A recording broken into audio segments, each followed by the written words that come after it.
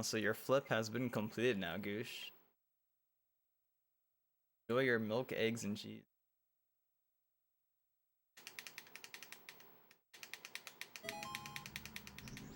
Drinking time. Yeah, you're right.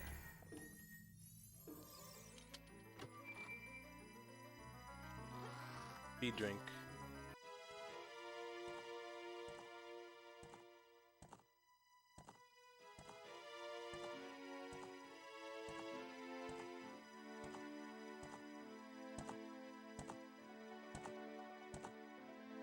Damn.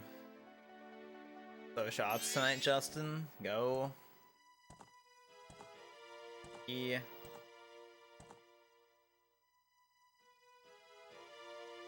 Go. As. Now we're talking. Now we're talking. Also, when's that picture? I'm trying to see a picture of your capture card, Justin. 'Cause you said it's like hanging over your monitor arm. Trying to see how that looks.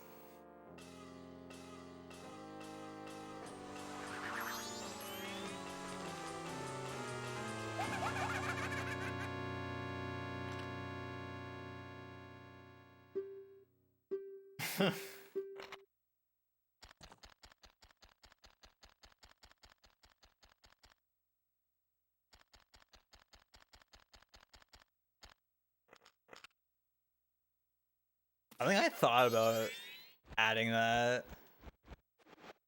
at some point, and then I just never did.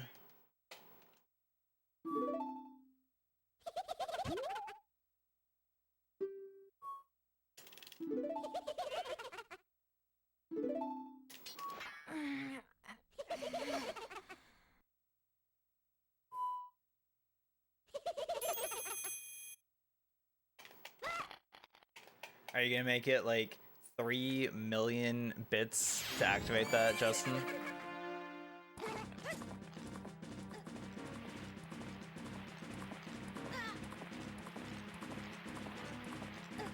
Also, shit, pick incoming. Let's go.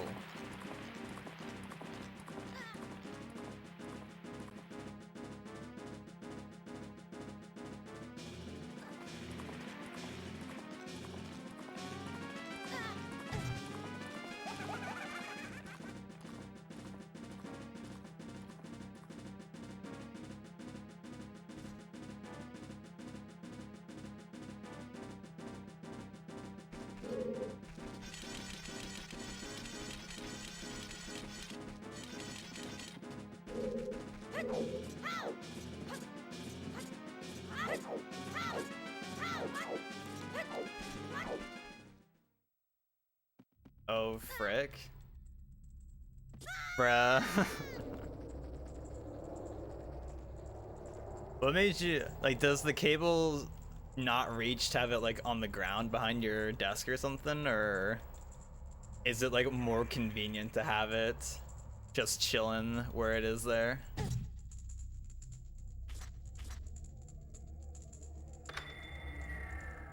Also, that feeling you actually have, like little things holding your cables all together, whereas mine just kind of like dangle and just do whatever.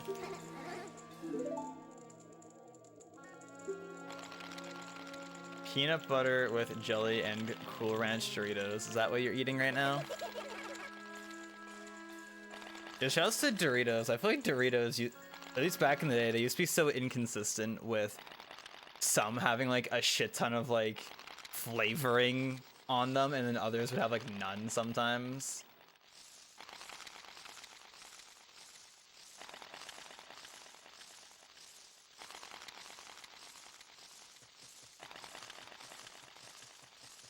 I've not had Doritos in a long ass time.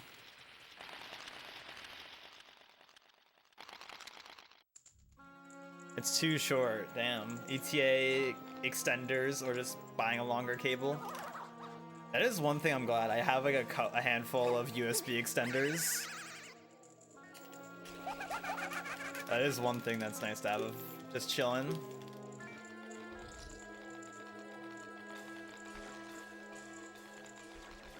Yeah, people putting chips on sandwiches is definitely not something I God. It's definitely not something that's uncommon for me to hear of. Yo, Conquest, what's good? Cheeseburger Doritos. I've never heard of those myself.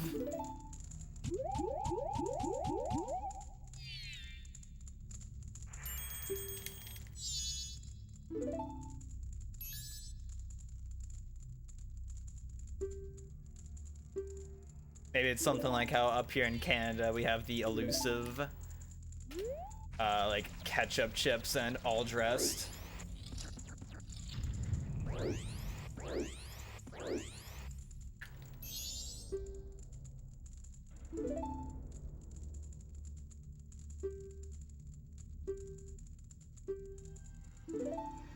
Wait, what do you mean? Does it say like in my bio or some shit like, oh, Mario is my main game or shit like that?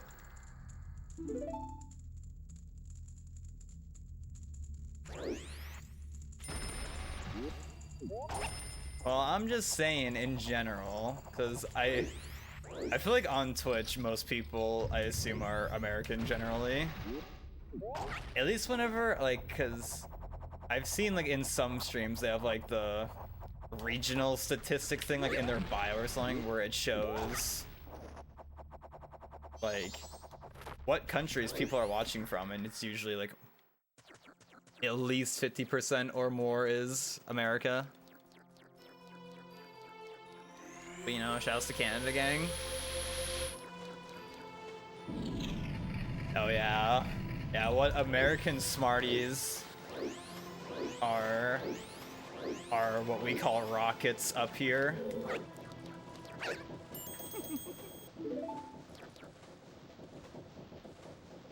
Doritos has that line of late night food flavors. They had cheeseburger. Oh, I don't think I ever heard of those myself.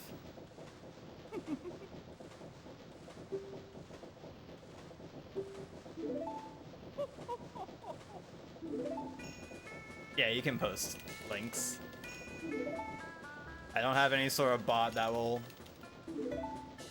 come fight you or anything if you post the thing. No MM in bio. I do have MM in my like PB's panel though. Whatever that's worth. That's the only thing I ever update is my PB's panel, which I actually do update, which is not a common thing for people. Actually, I did update my PC panel recently to include my current PC build that I have.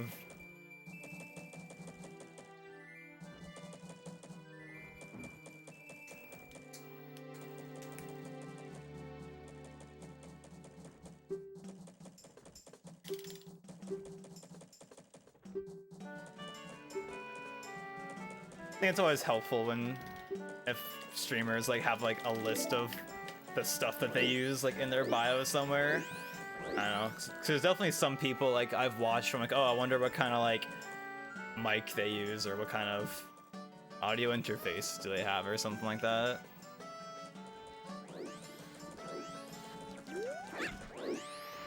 Wow.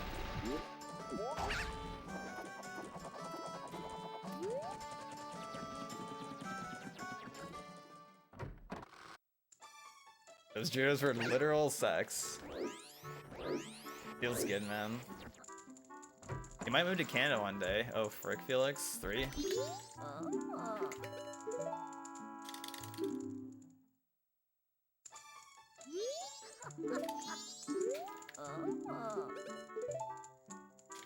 I would never want to move out to where Cats lives, because they get like super fucked up winters.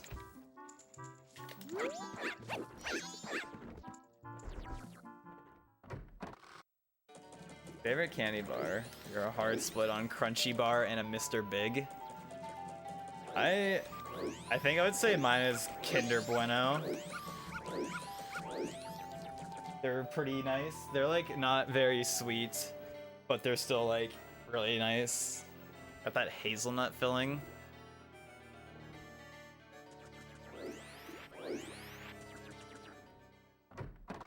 Katz lives out in Saskatchewan somewhere. So pretty far west from me. But I remember like I remember she posted a picture in Discord once where it's like, oh yeah, here's a picture my brother sent me of like his car being completely like encased under a pile of snow. I was like, ah, cool. I'm glad that's not me.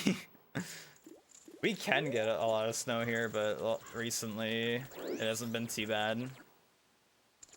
And at least now around here, I'd say all the snow is, I think, looking pretty dead for the year, or at least for the season. Yeah, the wafer texture, it's just nice, because I don't like sweets that are like super ultra sugary, that like, you know, like when things are so sweet, they make like your jaw hurt in like the corners. I don't like that. I do like a nice light sweetness.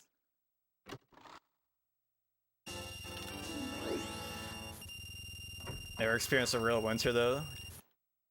Well, when G came up here for BGDQ, and you know, he's from Texas, so winter doesn't exist there basically. He thankfully did not freeze while he was up here.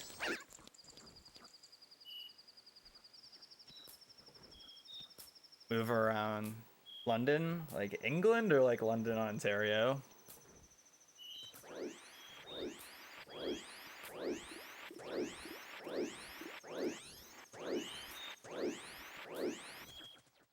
I feel like if someone said London out of context, I'd imagine they would mean England, but never know. Ontario. I think one of my friends moved down there, and then I have never seen him since. Oh, did Texas actually get snow last year or something? I've never been to London, Ontario, or England, I guess.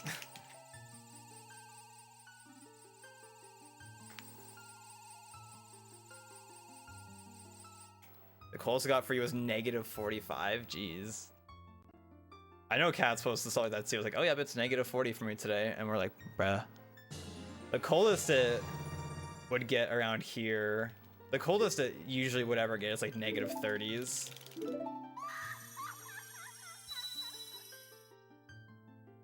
But thankfully this year it didn't get like crazy ridiculous cold, and I guess also the fact of not having to go outside a whole ton helped.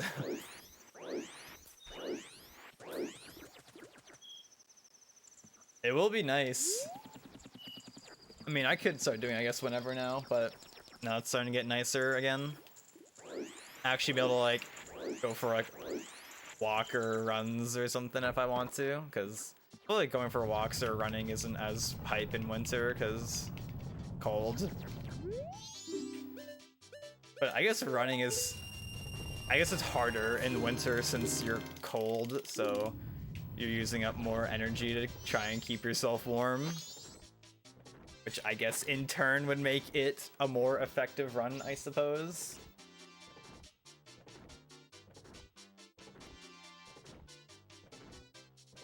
Yeah. Even though I've lived with winter forever, I can't say I'm not someone who's like very good with handling the cold. I know like one of my friends, he can just like, he like does not get cold at all in winter. It seems like. I'm always like, bruh, this shit's mad cold. Get me out of here. I think the most hype Canadian thing for me is like Nanaimo bars.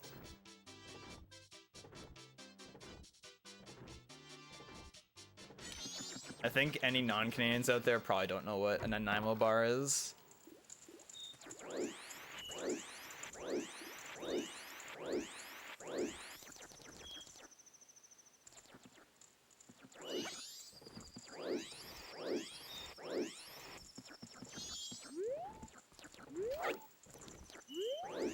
NB got destroyed by snow earlier this year. What is NB referring to? trying to think.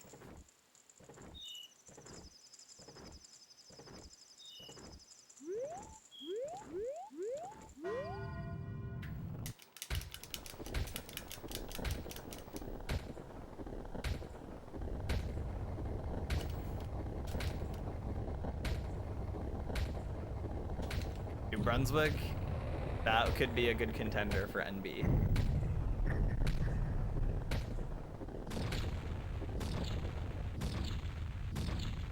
Goes in mid, yeah. Definitely not a me thing. However, sometimes in winter I would wear shorts if I'm just like inside chilling.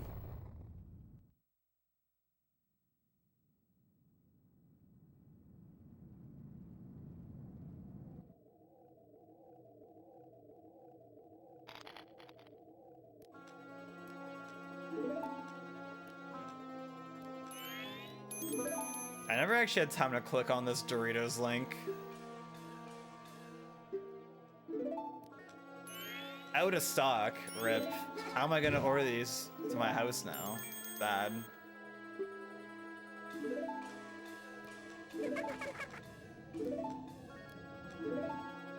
I was trying to think if there's any like American states that would be abbreviated as NB, but I can't think of any. Slash I, yep.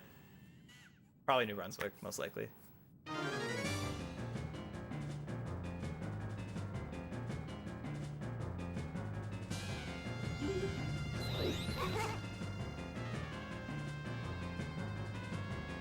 I remember when,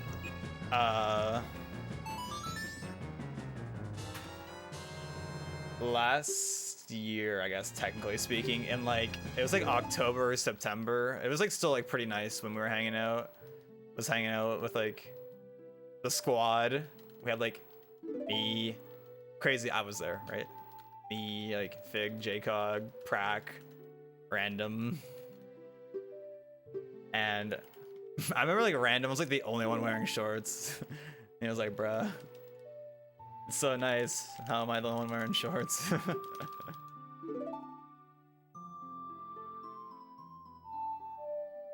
I definitely have been vibing with jeans in recent times, but I also do fucks with some shorts when it's warm outside. You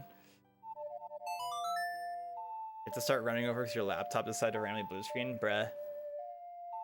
Was it like Premiere we're using?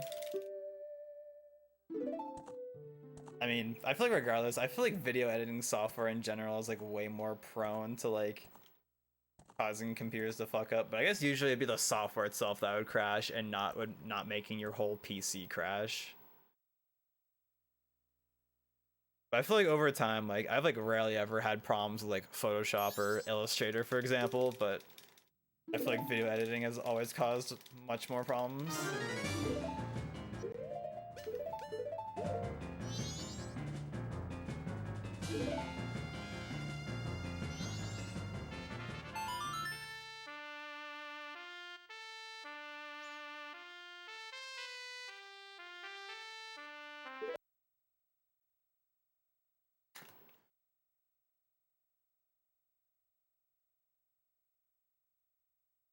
Is it the first time it's caused it to blue screen? Or is it like something that happens like somewhat often?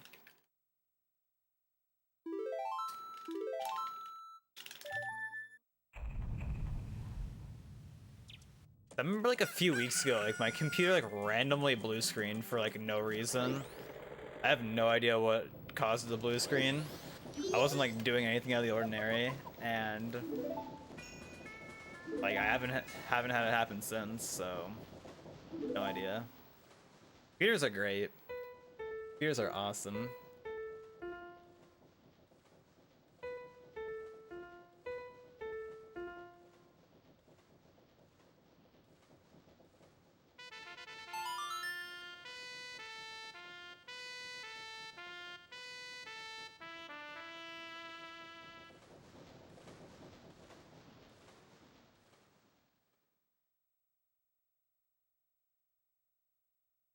Hopefully it was just a random fluke. Does it take very long to render a video for you? I feel like for me, if I was running a video on like a laptop or something, and like, if it was something that would take a long time and like would maybe cause my computer to run super slow, I would definitely just render it overnight probably. It's like back in the day when we had like 0.5 upload speed, and I was trying to upload YouTube videos back in the day. I would like upload videos while I was like sleeping or like while I was at school or some shit, just leave the computer uploading the whole time.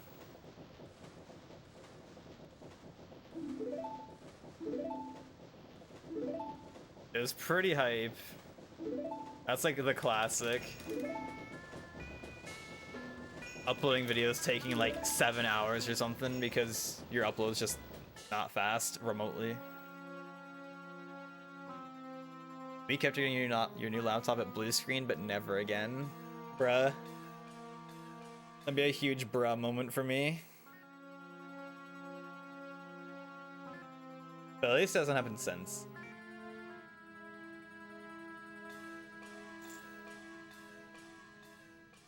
Something to do with memory leak. I think there is like a way you can like access all the logs for blue screens in your computer.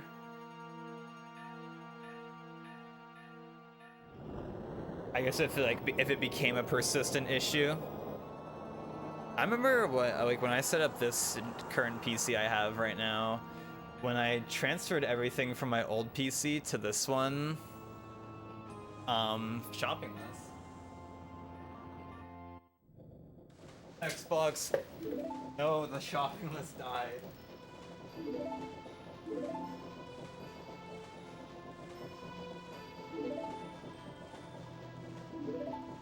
Killer half go.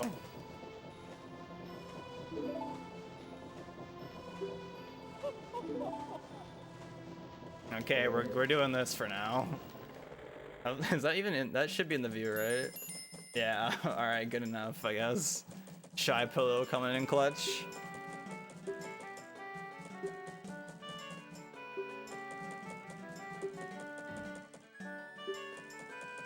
I didn't realize the text box like was I had to scroll was like immediately right there.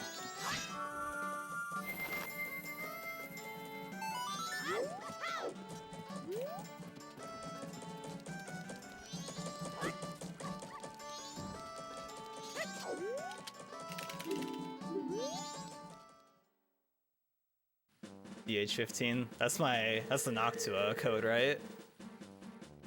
Pretty sure that's the code for the Noctua fan I have.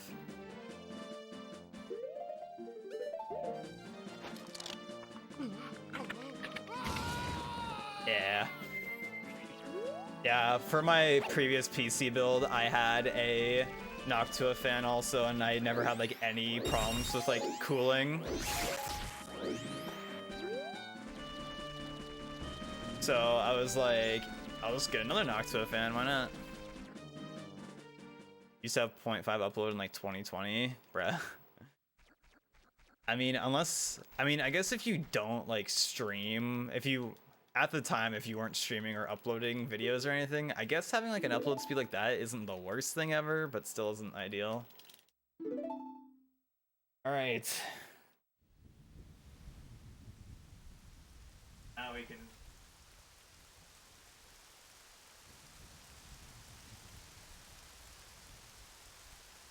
Using the stock cooler. I mean, I guess if your CPU doesn't get very hot anyways, then I guess it's fine. But I don't know.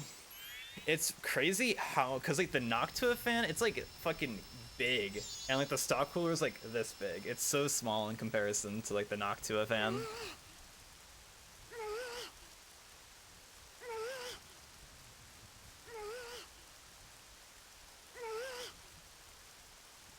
I don't know. I imagine it's like just good to have one regardless.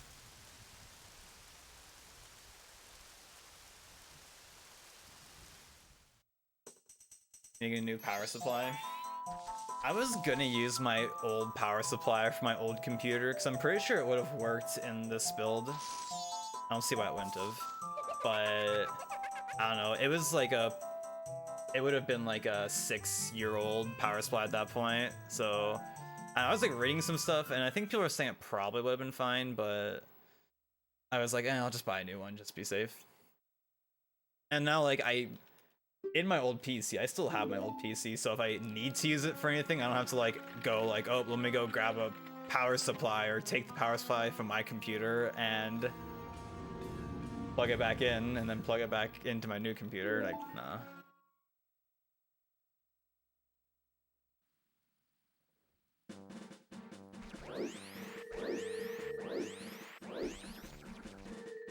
The high of 10. Hey, my upload's also around 10-ish, which I mean is fine for me.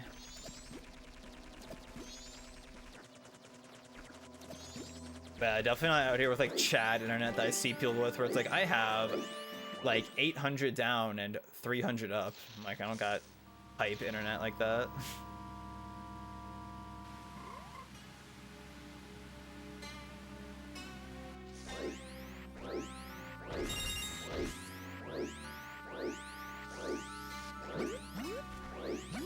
Yeah, I'm pretty bad with, like, I like never cleaned out my old PC, which, yep, smile.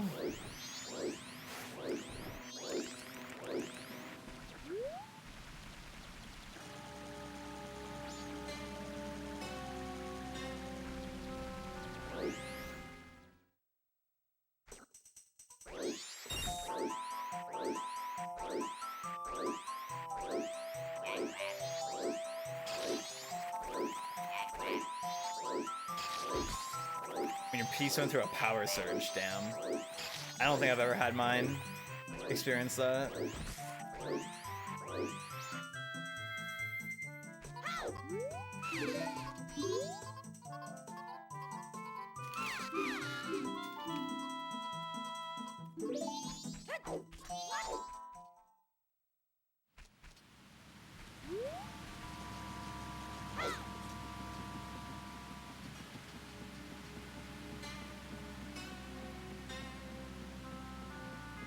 Damn, Felix, 1K up and down that you don't pay for? That's like...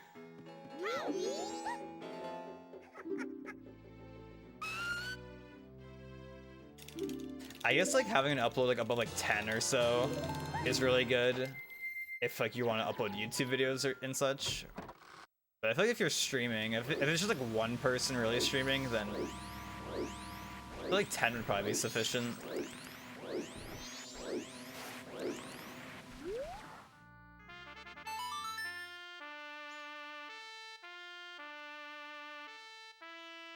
Ah, geez. Yeah, I've had like... I mean, I know mine are not dollar store power strips, thankfully. They are both definitely surge protectors. And I have like some hype power strips that have like a ton of outlets on them. I think Justin was looking at this one power strip that has like fucking 20 outlets on it or something ridiculous.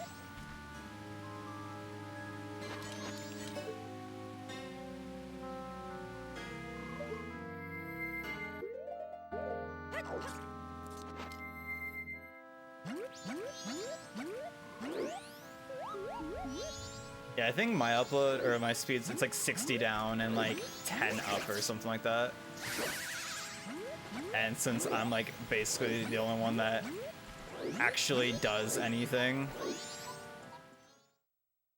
I don't think it was actually 20 outlets, but it was like a lot of outlets. And it has USB ports. Both mine have like a couple of USB ports on it. I guess if you have like a charger that's USB, you can like use that.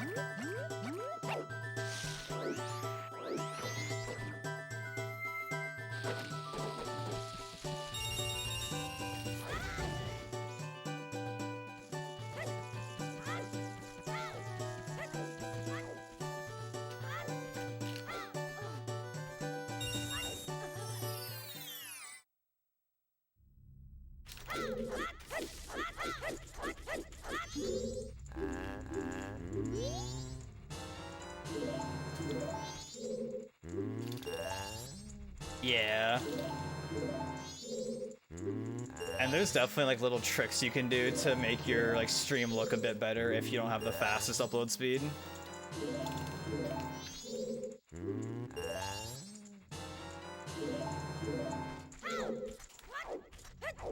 I guess like one thing being like, oh, what's it even called? I forget what the setting's even called. I think it's like the CPU preset or something like that. Where I actually don't know what it does, but you can like do this setting that makes TLDR makes your computer work harder to make your stream look better. I forget what it's actually called. Pretty sure it's CPU preset.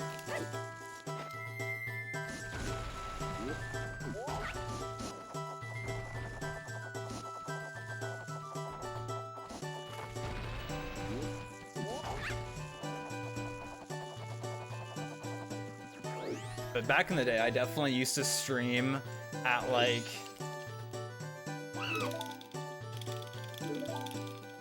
I don't know, like 600p at like 1000 bitrate or something like that.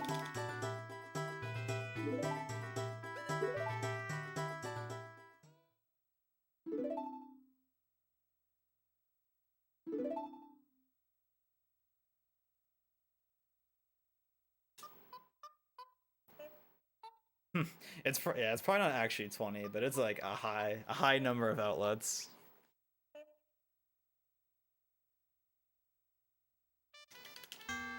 I hit A, don't lie.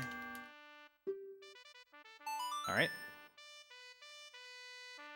Let's see.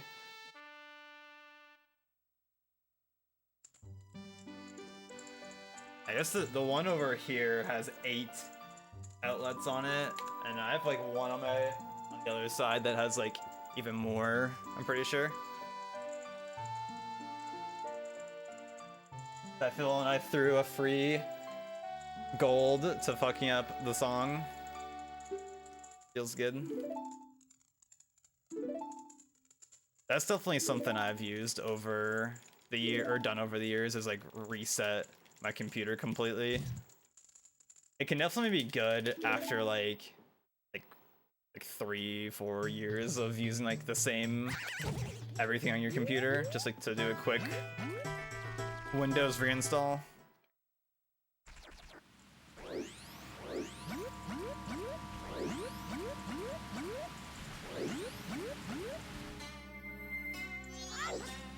I now have a fancy M.2 SSD, and it's crazy how small it is compared to like, I guess like a normal, what I would consider a normal quote-unquote SSD. But it's so fast, like the speeds, just like the read-write speeds were like insanely fast compared to my old one.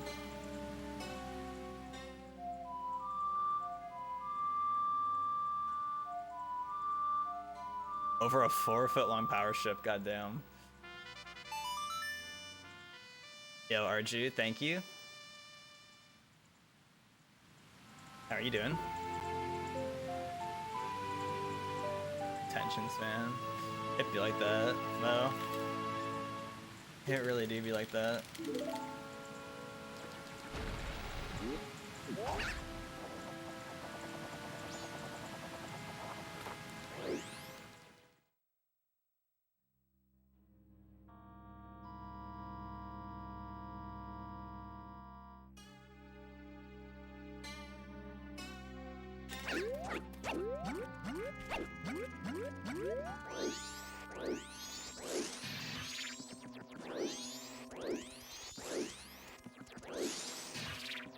Damn, my spin like perfectly ended when clanking with that guy.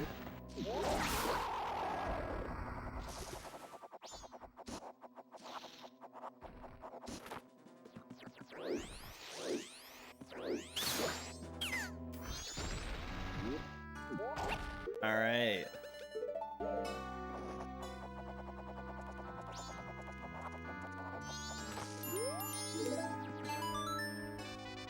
I was also fortunate to actually be able to get a 30 series GPU from one of my friends, since he lives near a store that I guess gets them frequently. He was able to cop one for me.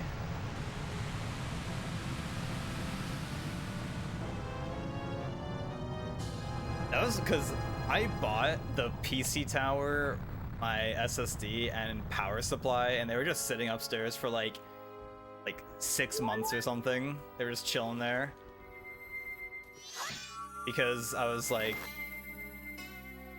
I didn't want to like get into buying more PC parts until I could get a GPU, but I think I found like the tower and all the other 2 things on sale. So I was like, well, I might as well buy these since they're cheap right now.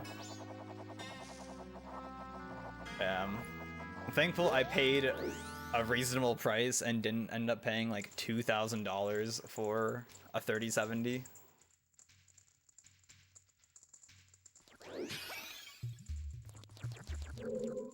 It's like, damn.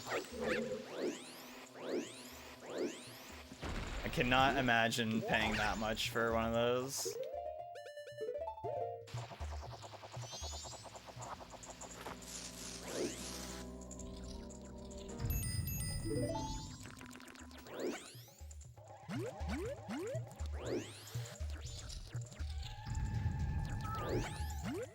So RG, you totally have had time to practice, right? I know you're all the way up to Stone Tower now, right?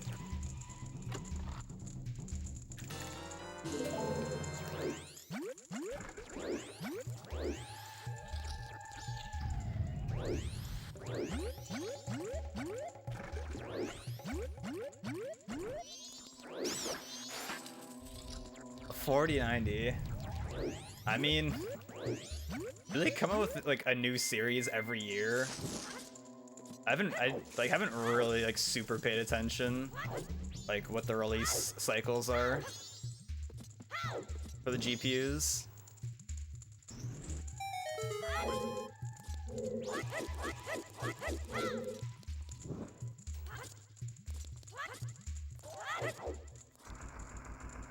So like, are we expecting a 40 series to come out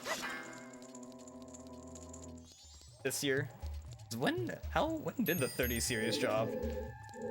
All I know is when the 30 series came out, you couldn't get it for like a million years.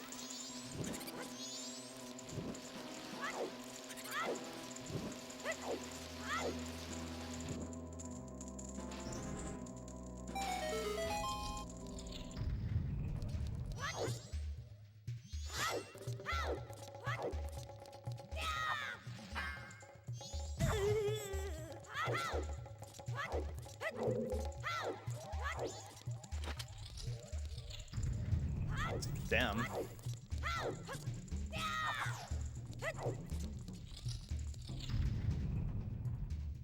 Damn. So I guess maybe 40 series coming out soon, TM.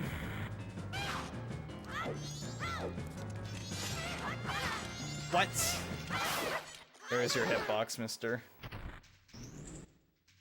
Tell me that crouch stab didn't hit.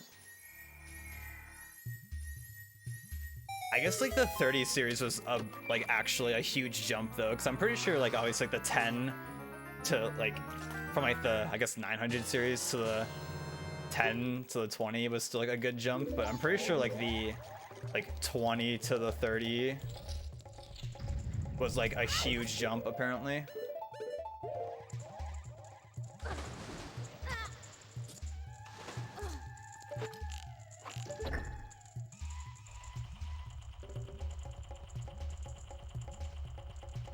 Because I was still rocking a 970 that I got back in like 2015.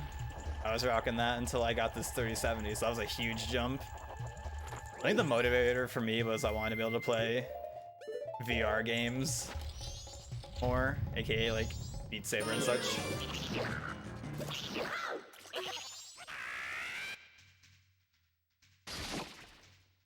Are you talking about like GPU sticks or like the stick model in Zelda? Excuse me.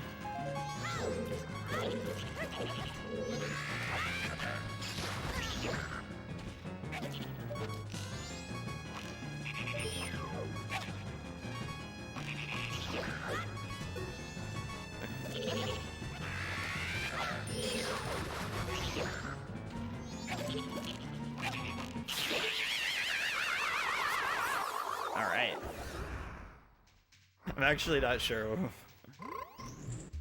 which one we're talking about.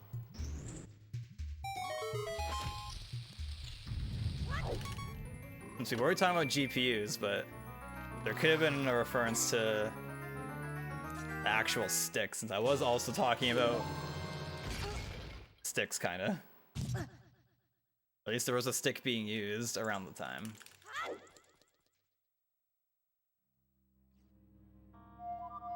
It's always funny to me that in this game, like, sticks do like a ton of damage. At least I'm pretty sure, if I remember correctly, this might be a lie, but from what I remember people saying that sticks do the same damage as Master Sword does in OOT.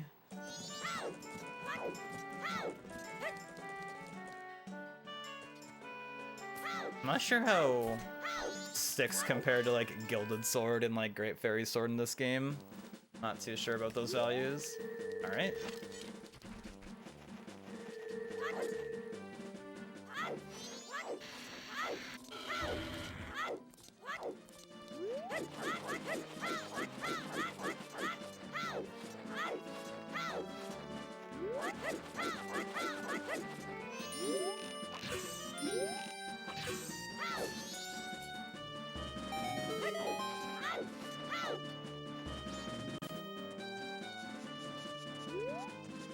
All right.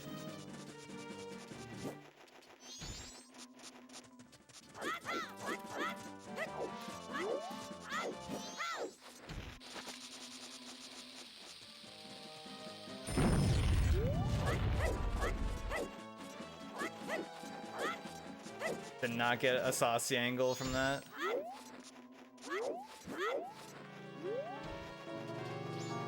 They look different in this game. I mean, there's a good chance it is slightly different between this and OOT. There is a very good chance that they like updated the model to be slightly different.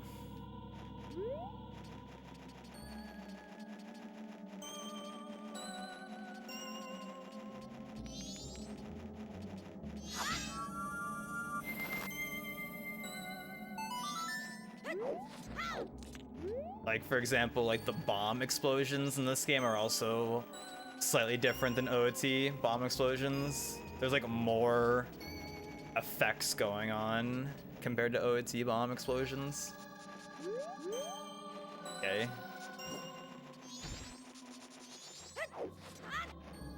Okay.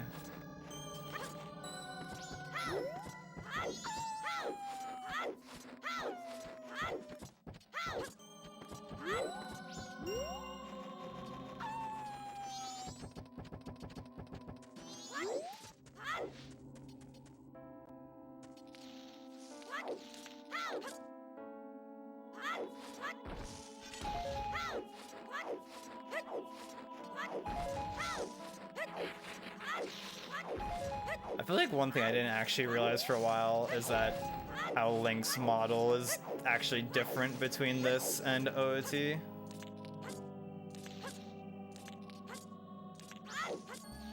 I guess it's not like immediately strikingly, blaringly different than OOT Young Link.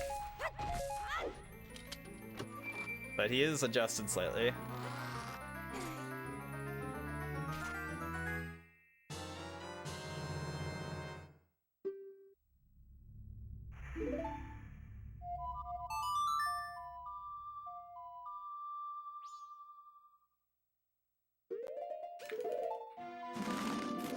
Yo, too many things. Yeah, and it's weird because I'm pretty sure like the like concept art and such for OOT Young Link has the strap for the sword, but yeah, his actual model doesn't have it. I don't know if they forgot or later decided it looked better without it, question mark. I guess I never thought of that though. In Wind Waker, he also does not have a strap for the sword though.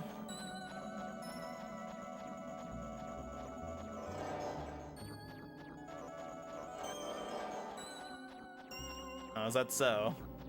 Interesting.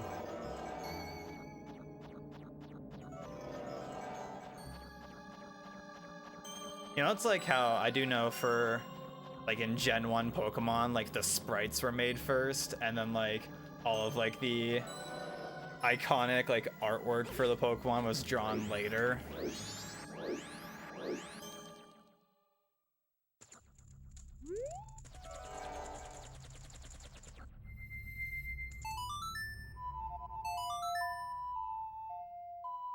Oh, Gen 2 also did that? Okay.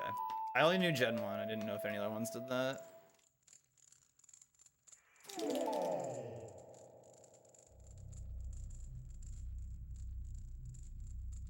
Yeah. Yeah, all the classic, like, watercolor drawings from Ken Sugimori.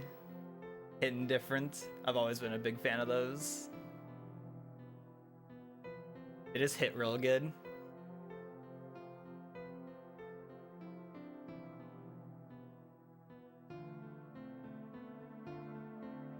But also just watercolor in general is like, good.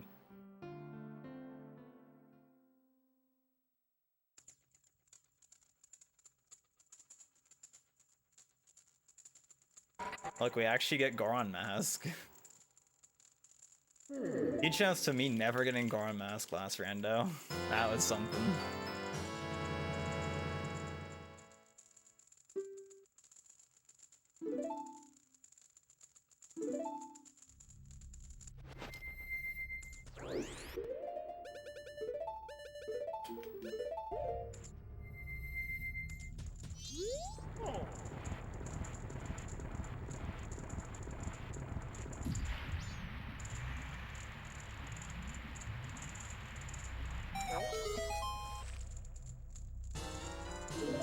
Oh, that was an interesting camera.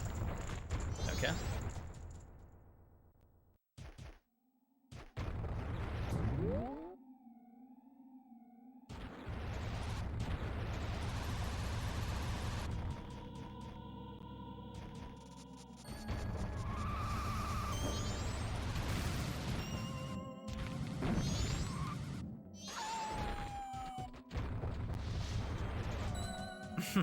I wonder if, like, when they made the sprites, like, did he have, like, any, like, more detailed drawings to go off of, or did he have to interpret everything himself? Because I'm pretty sure, if I remember correctly, I think for, like, Pikachu, I don't think there was, like, any concept drawings made. I'm pretty sure the person who designed Pikachu just straight up, like, just made the sprite. It was like, yep, here we go. This is what Pikachu looks like, fun fact.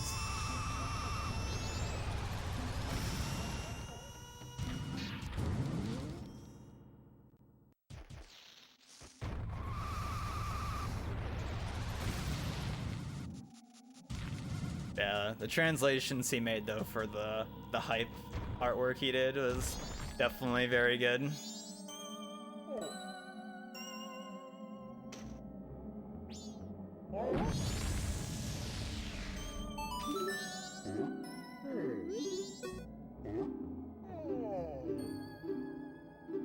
I wonder if all those, like, original drawings, like, still exist somewhere. They probably do. They got it, right? There's no way those don't exist.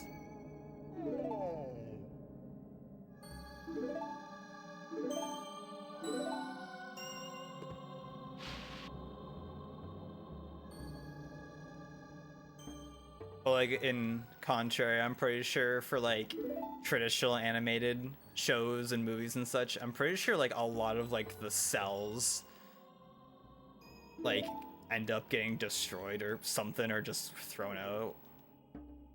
I'm pretty sure.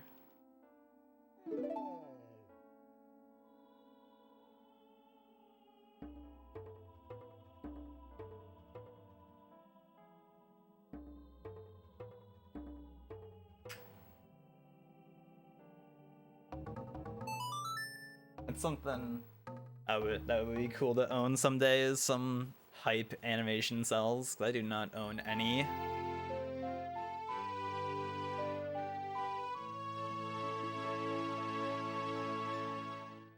Yeah, real baby rage hours out here. Well, actually, we're gonna get more baby rage in a sec, so that's hype, I think.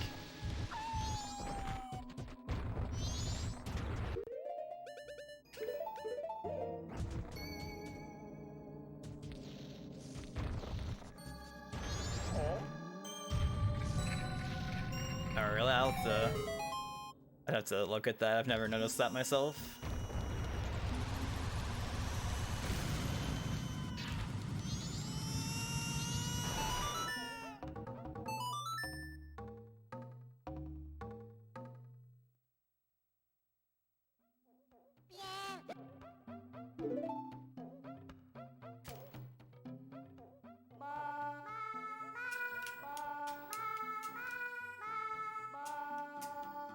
I thought the first 3 movies were all traditional animation, I thought. It was pretty, at least they look like they are.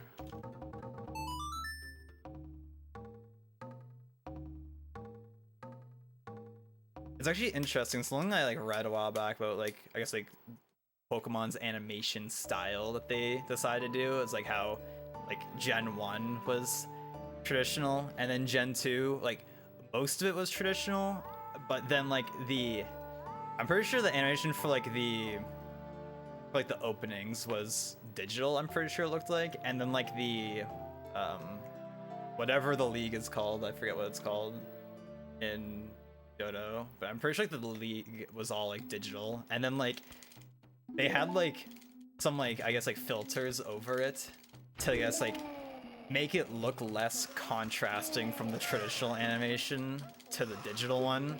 So I guess the digital looked more similar to the traditional animation, and then over time they slowly like stopped using the filter, I guess, to get it to be how they actually wanted it to look.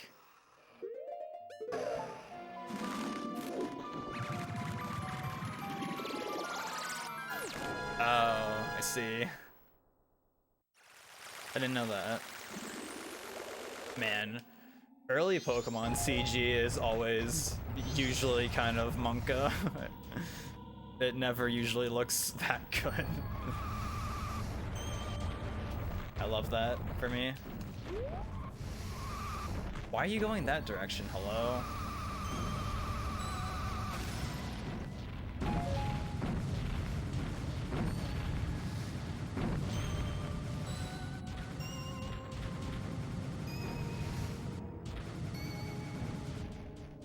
I gotta give a huge shout out to Ghibli films that are all like they have no CG in them. At least I'm pretty sure that Ghibli films don't have any CG in them at all.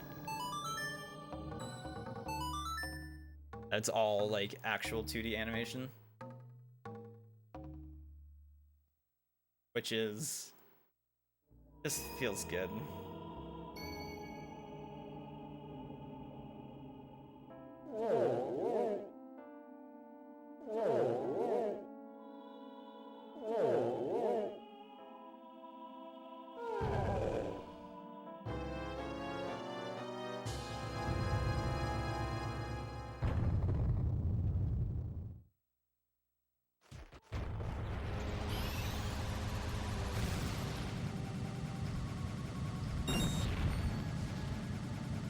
Oh really? Is there like an exclusive English opening for Johto?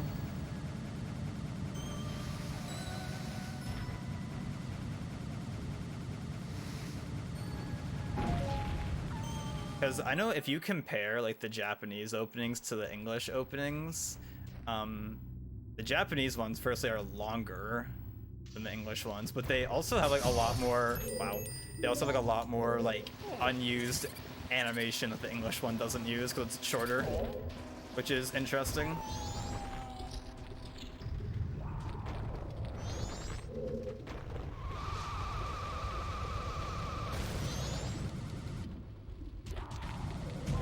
At least for like the ones I've seen, I guess I haven't really paid attention to like the ones like for like Sun and Moon and beyond that. Except I saw there's like this account I follow. Nice, good job me for targeting for some reason. There's this account I follow called just like Pokemon Sakuga, as well as random Sakuga. Those are good Twitter accounts. And I definitely saw some animation from I guess like the newest opening, and I'm like, damn, shit's fucking, they're going off the animation in this opening.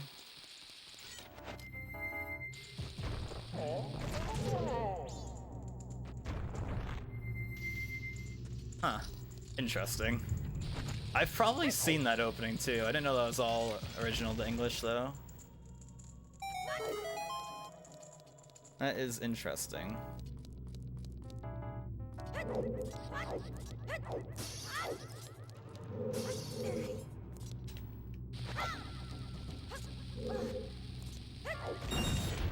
I know, for example, as like a reverse, actually, kind of, the Owen, the advanced generation, Japanese has 4 openings and English only has 3 openings, which is interesting.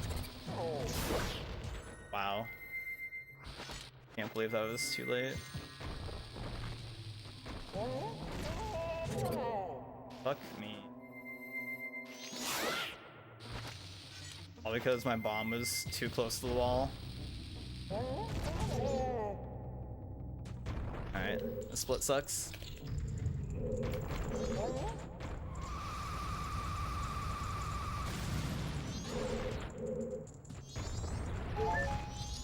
So if you fail like the bomb boost one time, it just goes downhill immediately.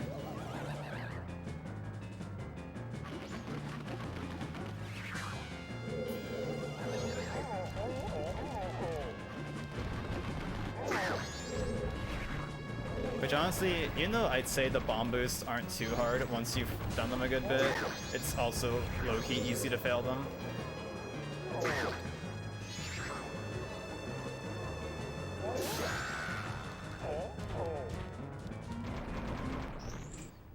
So yeah, so at least we have Goron Mask this time.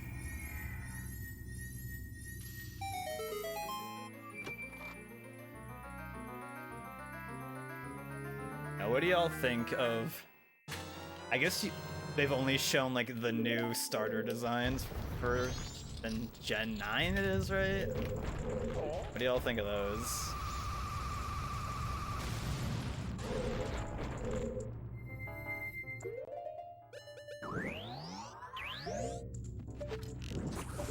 I think they look alright.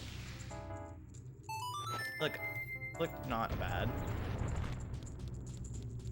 Because one thing, actually, someone pointed out that I did know about the what is it, Galar starters, I guess Gen 8 starters, whatever, is that they all have, like, if you compare, like, Sobble, you not, if you compare, like, Sobble, Grookey, and what's the other one? Oh, Scorbunny. If you compare those 3, they all like essentially have like the same like body shape and like head shape, whereas for the new ones, they actually all have like a unique body shape and head shape between them, which makes them actually feel like they spent more time into them, potentially, or are just better designed. That's something that always like was low-key annoying about Gen 8 stars, that they, I don't know, they felt so similar, I guess, in that sense for me.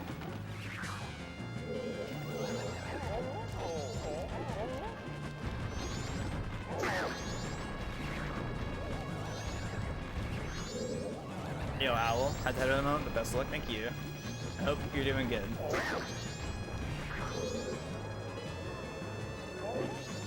What? No way, that was late. Fuck off, man. Alright. Garbage, Snowhead.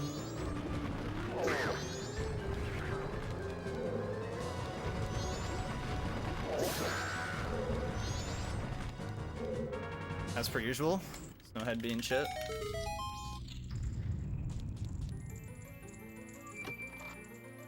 Yeah.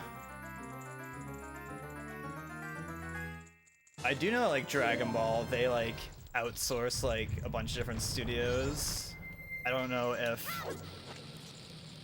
like, Pokemon or other series, like, used a lot of different studios, or did they mostly just use, like, a core, like, same team or something?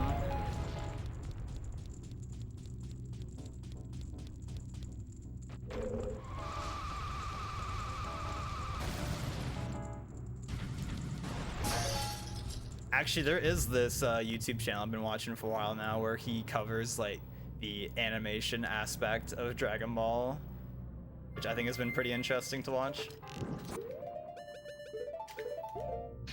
kind of goes over like analyzing like various animated parts, or like sometimes like going over like how history went for certain things or whatever. It's pretty interesting.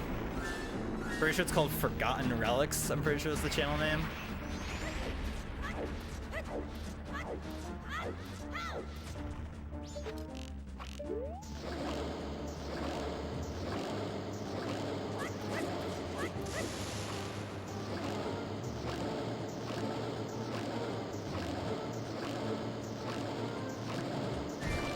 Oh, you are shitting me, man. That's actually bullshit. Complete RNG. Yeah, there are also a ton of generations. Which I have not actually played a Pokemon game since Gen 3.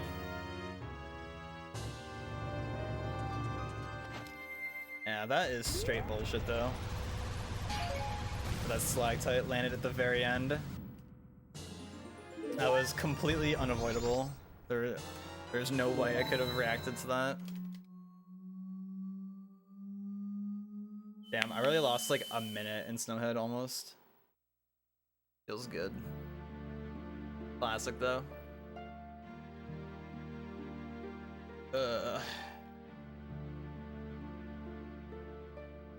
Snowhead's like getting to like SSL basically in Mario. You get past like lobby and it's like, alright, you immediately get fucked in SSL or HMC.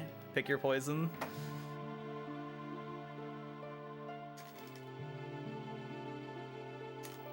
You know what's interesting to me is that in SM64 120 star, most people, like pretty much everyone does SSL before HMC because you do SSL, HMC, and then LLL last out of the three.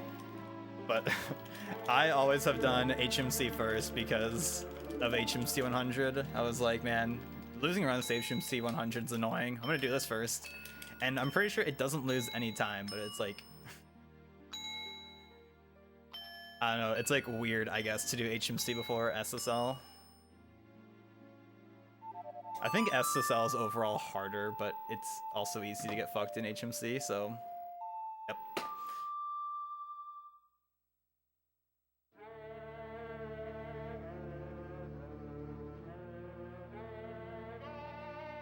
Oh, really? I didn't know Ghibli, like, did anything that wasn't, like, their own direct works that they're working on. It's interesting. Yo, Shy is also an OG. I remember when I was in the Saucy 120 tournament late last year, like in one of my races, like where I got to doing, I think the commentators were like confused about doing like HMC before SSL. I think they were like trying to figure out like, does that work with the star counts and such? And it's like, yeah, it does. It does work.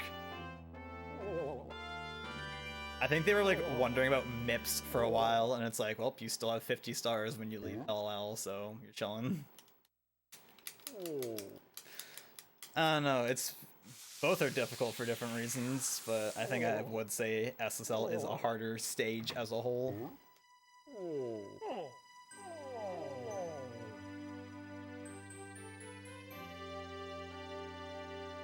New runners are clueless.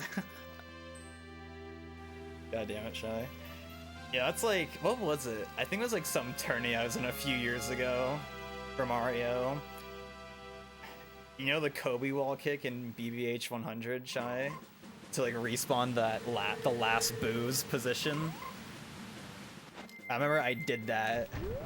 I remember actually Cheese, I think he was commentating that or something, or he was like in chat or something, but I remember he was like, what the fuck? What the fuck was that? I'm always, whenever people like comment like that, I'm always like, damn, like, have people never seen the Kobe wall kick before? As a backup if that boo is in a bad position.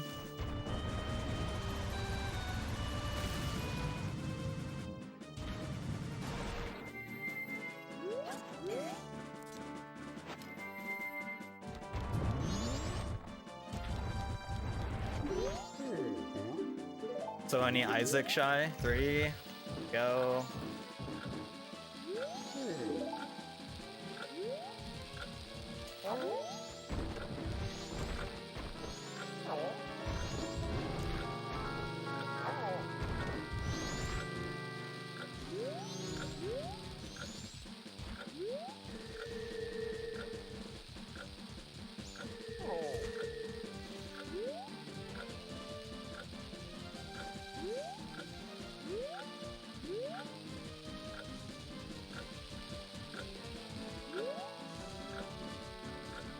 You know, actually mentioning Ghibli though, I actually haven't seen many Ghibli films.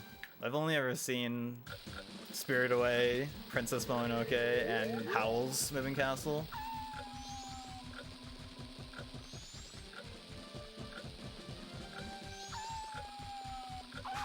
Which I think at least Spirited Away and Howl's are like the... I think usually those are like the most hyped ones. At least they seem like the most hyped ones in general.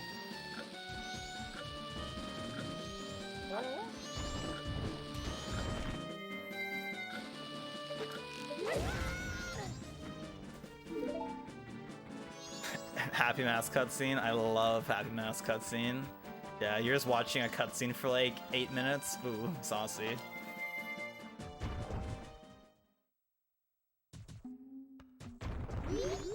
The thing is, I basically never watch movies on my own. It has to be like something I'm watching with other people.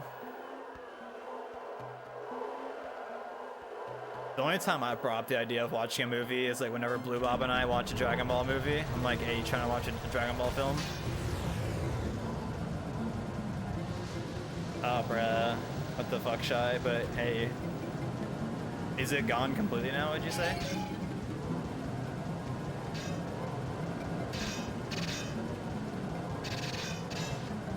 Or do you still feel not fully well?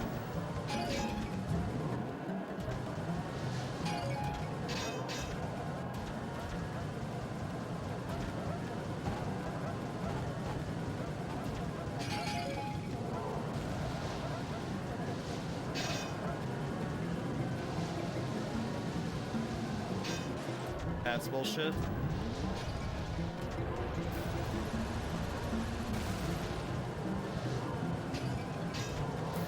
Okay.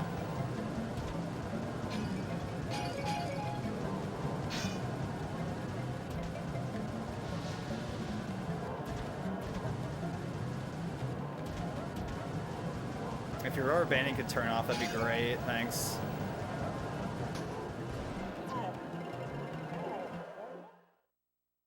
Trying to get your girlfriend to watch all the Star Wars movies and she hates them.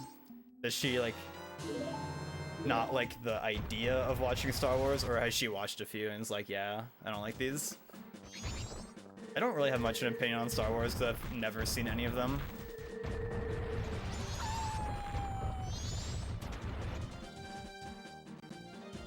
I'd say it's 9% gone. Well, I'd say that's pretty good though. I feel like also if you're not sure if it's completely gone, then that means you're probably feeling pretty good.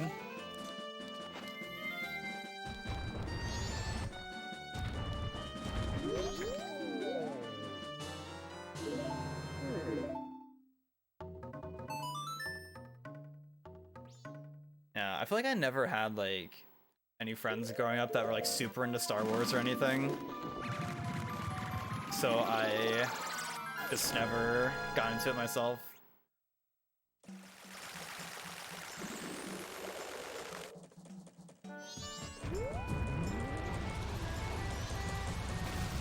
However, I think back in the day I thought lightsabers were cool, because it's like, come on, it's a lightsaber. Fucking, like, laser sword, like, what's not to like about it?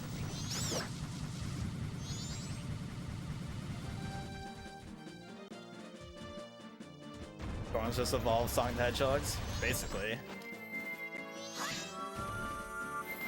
And Goron Link does have the added ability of having spikes.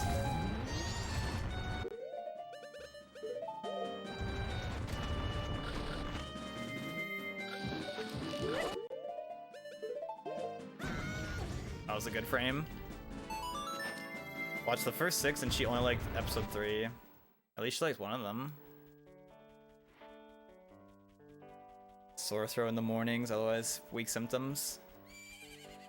Yo, Shy, thank you for the Prime Gaming for 31 seconds. That's a definite Shy Dog. Damn. Got 2 Shy Dogs in the camera also. Actually, can you see the pillow? You can, right? There you go.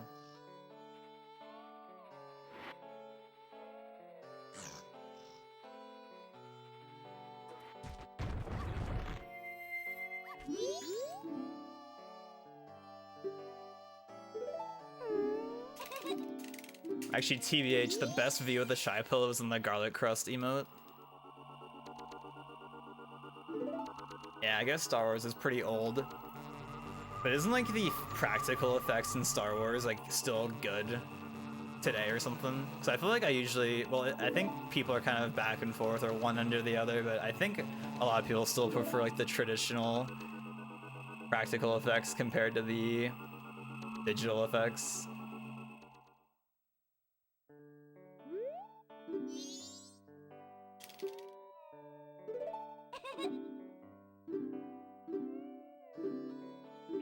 I guess I don't know how the digital effects look in Star Wars.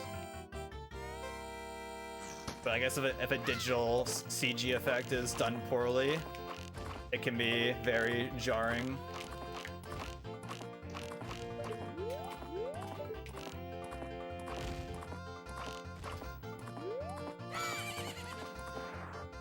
No.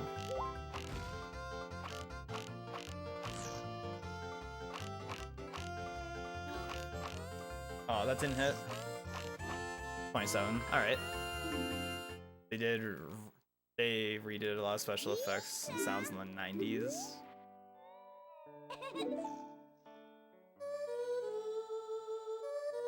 That's what I've also heard. There's like a lot of re-releases of them. Lots of different versions of the same movies. I also always hear stuff like people are like, you should watch them because there's like the prequels or something like that, and some people are like, you should watch these first, or other people are like, oh no, you should watch them in like the actual order they came out in or whatever.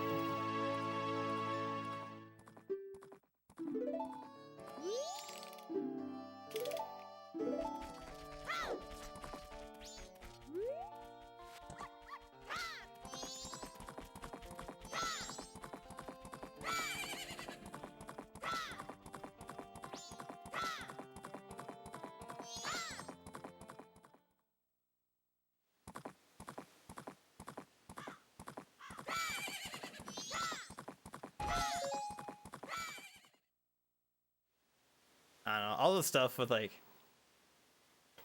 actually a lot of those big franchises like Star Wars, Star Trek, Harry Potter, Lord of the Rings. I never watched any of those. Actually, even though a few years back we did watch the first three. Or I guess it's actually there are only three. We watched the Lord of the Rings trilogy. Actually, it's either that or the Hobbit trilogy. I forget which one we watched, but that was like a long ass time ago. I think I remember it was okay. But I remember like the last movie we watched, it was like 3 hours long. I was like, bruh, when's this gonna end? Like, holy shit. I think that's what I was thinking most of the time, like, is this gonna end?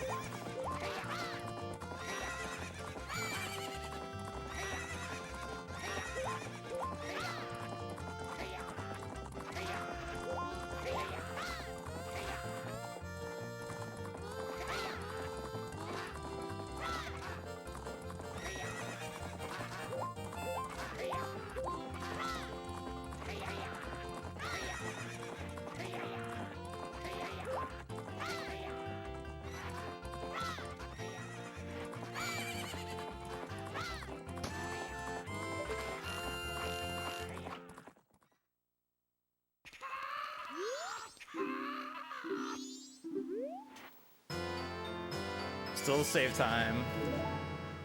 I think I had a pretty bad Goron race time, but like, you know, not really too much you can do about that most of the time. It's like hope you get lucky, basically.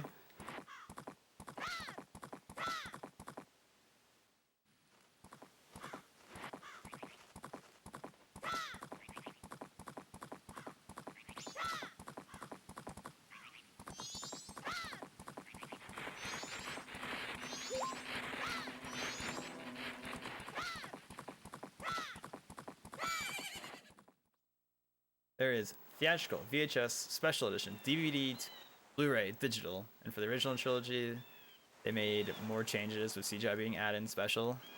Is it good CGI or is it bad?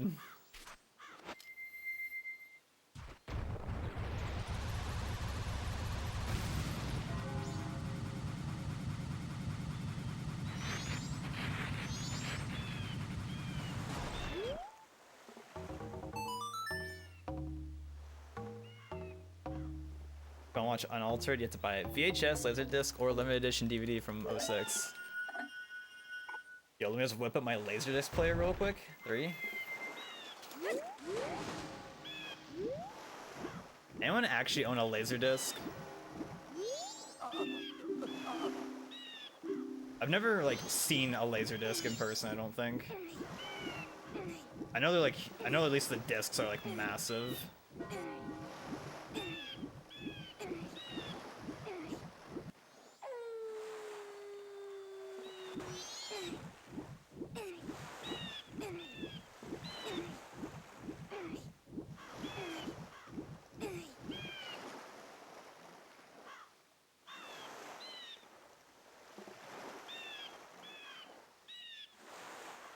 Oh really? Does Japan still release their movies on Laserdisc, or is like Blu-ray normal there? Actually did not hear of that ever. That's interesting. I assume like, is Laserdisc like really good quality since it's like, you know, big? Is it like the video equivalent of like a vinyl record or something?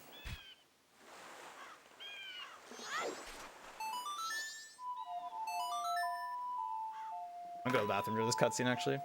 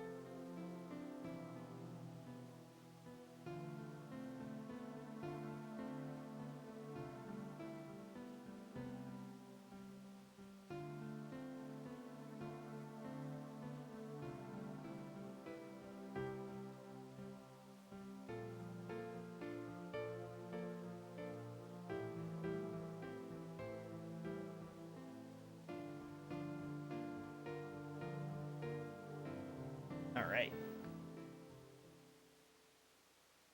DVD can be better quality, but it wasn't when it was new. What's like the reason for Laserdisc even existing then? Unless, well, I guess it came out before. I guess Laserdisc probably existed before DVD, probably. Maybe it was just for like the whole thing is like, oh my god, it's on a disc. That's crazy.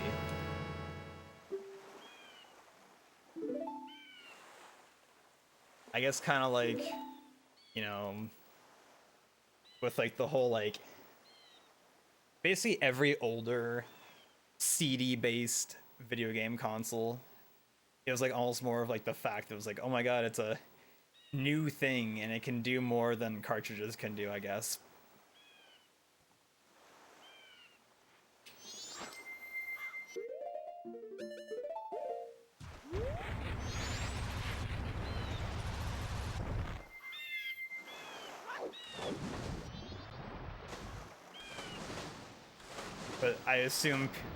But I guess Laserdisc stuff was definitely a lot better than like any CD console back in the day, because like Sega CD was pretty bad. I guess that's like a big one. I don't know what like the general opinion is on 3DO. That's another one. I assume it was nothing special because it's like, you never hear people talk about the 3DO, like, ever.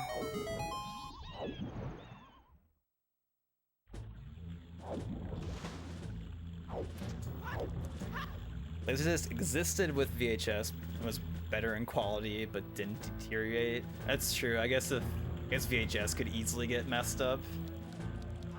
That is also a good point.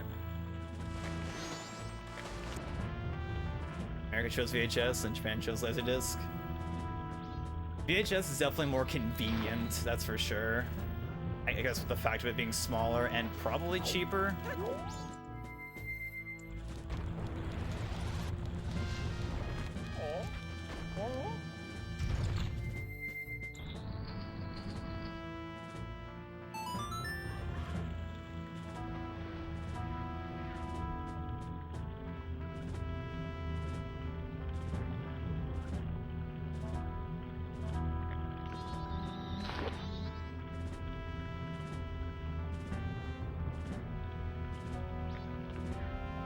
Yo, imagine that, like you're going to like a video rental store in Japan and there's just a shit ton of like giant laser discs on the wall. I'm trying to imagine that concept.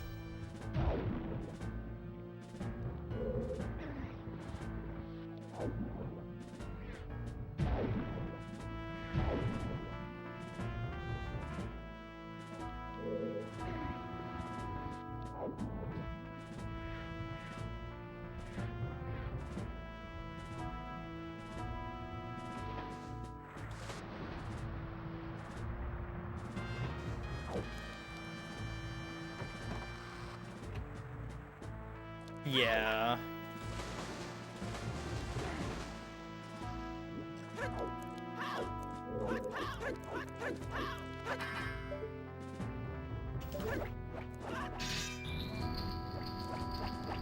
Was it even like did it even have like a spine, or was it just kind of like a thin flat thing? Bruh. Bruh, turn. Jesus. That was stupid.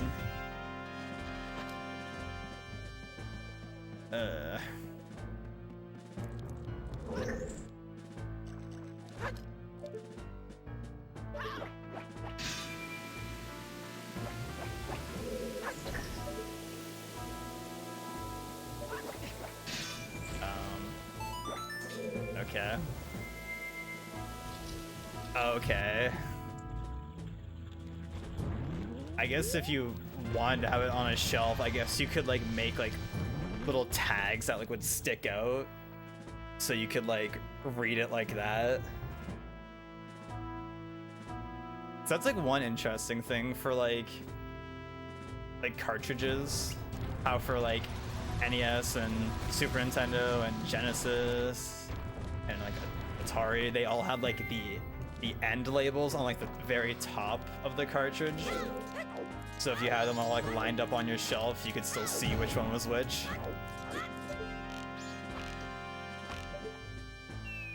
But then with like 64, they like got rid of that.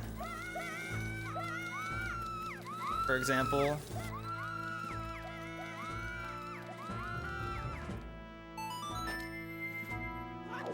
I wonder if they assumed though people like would keep the boxes, because at least for like Nintendo, most people did not keep the boxes. I feel like for Genesis, I think people probably kept the boxes more, because I feel like whenever I see games being sold for Genesis, like they usually have the box with them in comparison. I guess because like the boxes for Genesis games were actually like, they were kind of more like VHS boxes. They're kind of like more robust instead of like Nintendo, where it was just like cardboard completely. So it was easier for them to get like messed up if you weren't like actually actively taking care of them.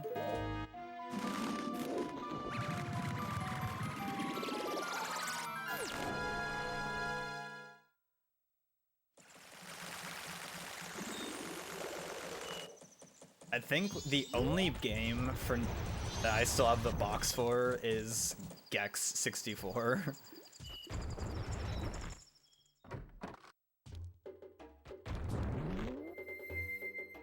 Which I only remember like vaguely playing that back in the day. I don't remember like much about that game.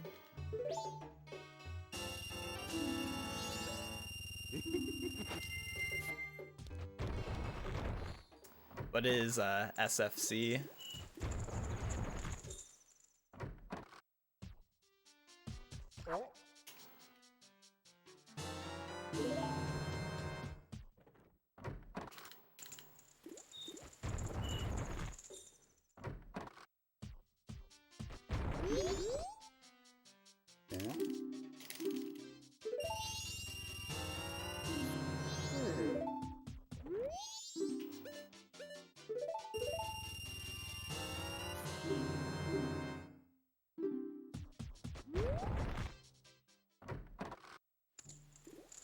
Yeah, I couldn't imagine throwing out the box for a disc-based system.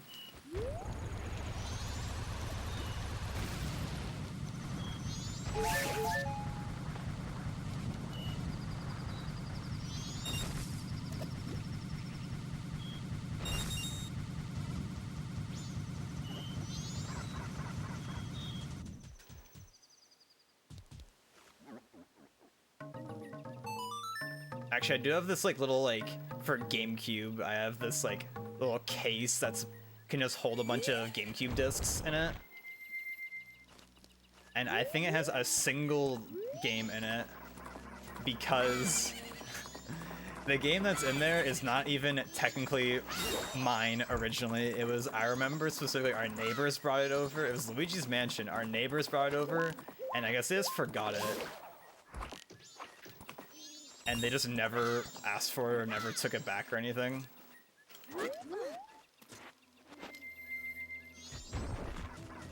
I remember back in the day, they had like a bunch of GameCube stuff and such. I wonder if they have any of that or they get rid of it all. Like, I remember they had stuff like the Zelda GameCube collection, which has the best version of Majora's Mask, as we all know, on it.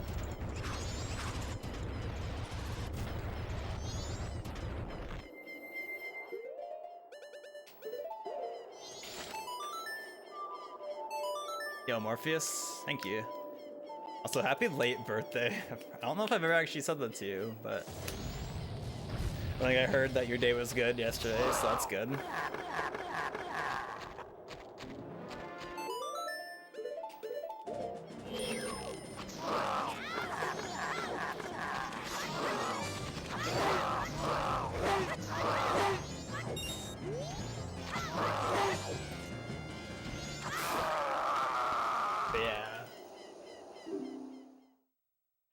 One of these hype Spider-Man cake. And yeah, it actually holds like a pretty good amount of games in it.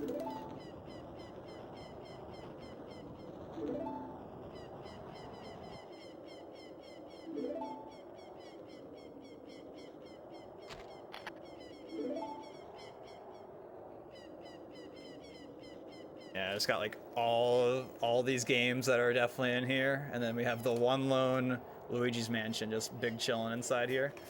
But yeah, so it's actually kind of neat, I guess. I guess it'd be convenient if you're traveling.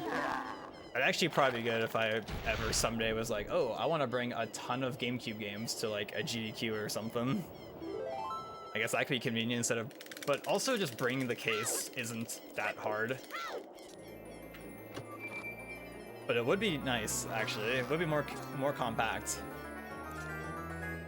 The girlfriend throws out all Switch boxes since they don't have manuals.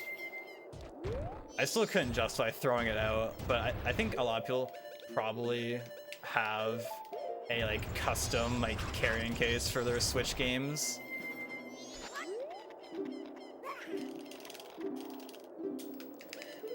When I first saw a physical Switch game, I was like disappointed in how like bare bones it was.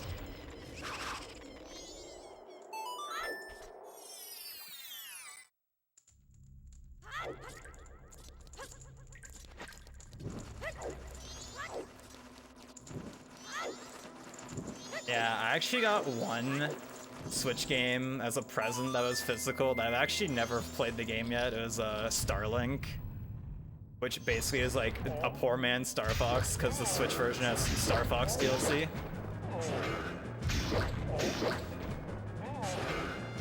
Or it has like added Star Fox content in the Switch version. But I think the Switch version was like the only like relevant version of that game since it had Star Fox content and people were like, oh fuck. New Star Fox game existing, kind of, sort of.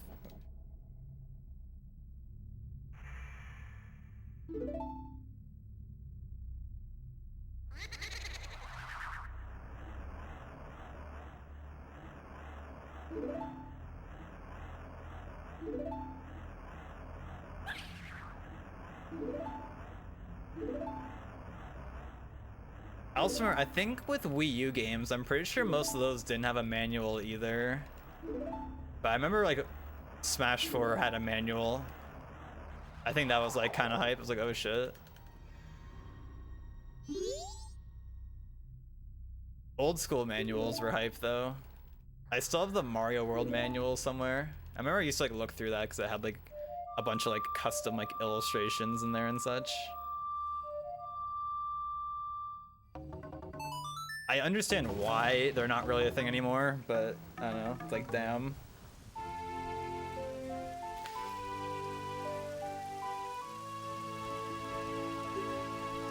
Also, I never realized Morpheus that our birthdays were like less than a week apart.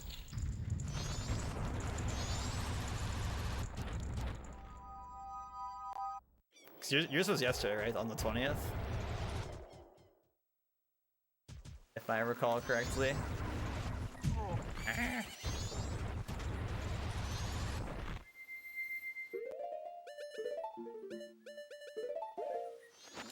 Bruh. I can have a shit ton of in-game time. But I thought I was gonna be short on time.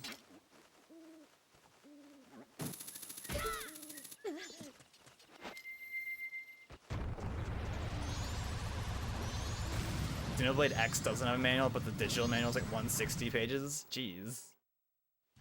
That's crazy. Like, is it all just like text, or does it actually look cool?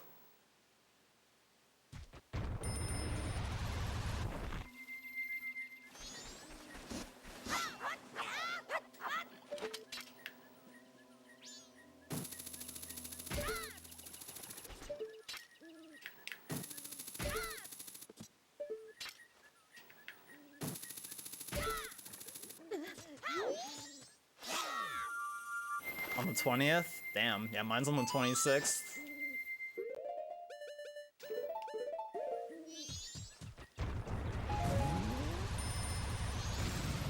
I really missed that bomb drop.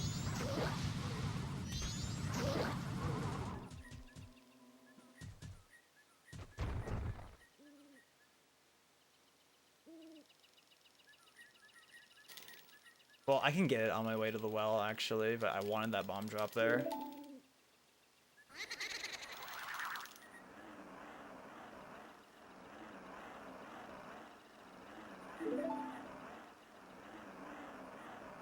Yeah, I feel like having a manual is like, I don't know, part of the...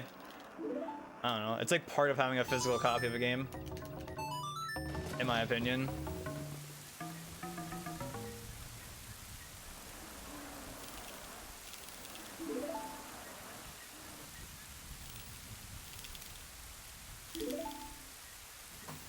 But yeah, like when I'm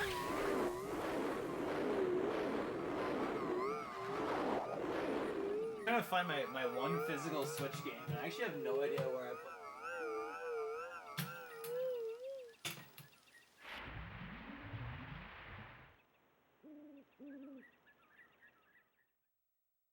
One that I bought and I've never used is this Japanese copy of Thousand Year Door.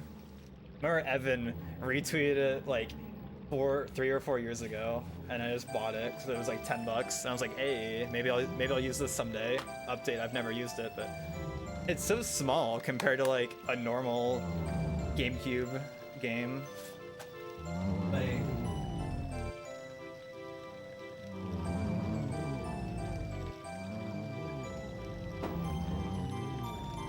Like comparing it to like a normal GameCube game, it's like look at this difference, man. It's so tiny. Yeah. I feel like Japanese artwork is usually pretty cool for Nintendo.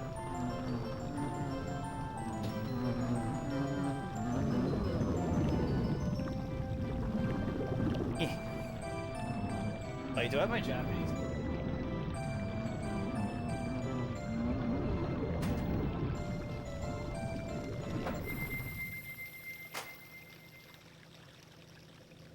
Yeah, like Japanese versus English Paper Mario. Like, I don't know, like the Japanese one just was like, I don't know. The English one's actually not bad for Paper Mario, but for some games it's just like, so whatever.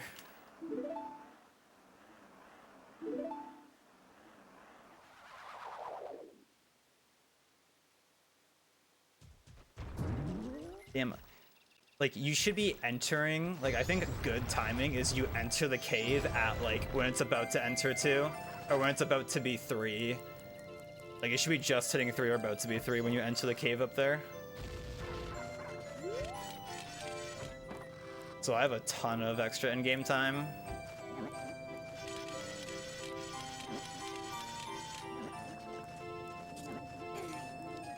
But I do have something hype actually. What? Okay, I don't have a ton of extra time if I do dumb shit like this.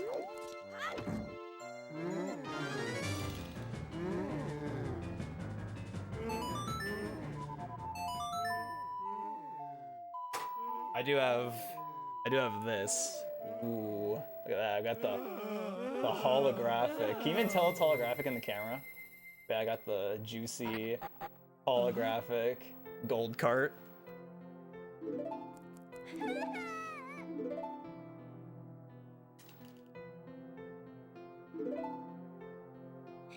I think I bought that. I remember in high school.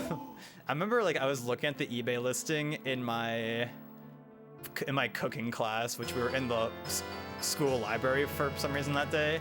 And I remember like someone was asking me, it's like, damn, why are you spending so much money for like a 20-year-old game? It's like, I don't know, it's cool. Like, look at that cartridge. You gonna tell me that's not cool? Welcome back, Eric.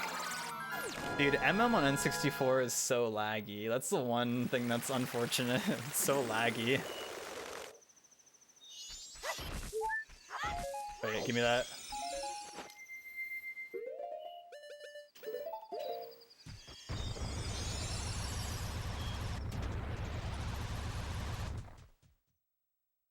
True. Actually, I actually need to see what the fire, and apparently bomb explosions look different on N64 also.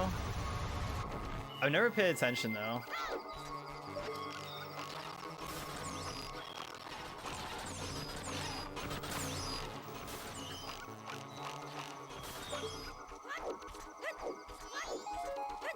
Yeah, still only play on Wii, right? Yo, first try inverted cam. Big would be proud.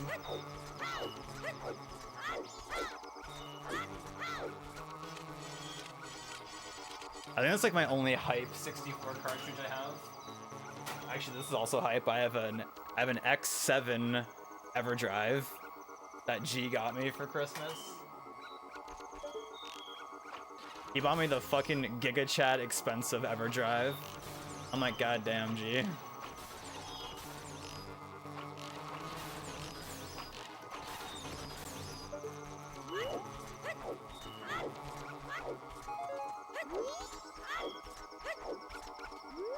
Which I actually heard someone talking that apparently you can do crowd control on N64 if you have, dude, these gainer attempts, my god.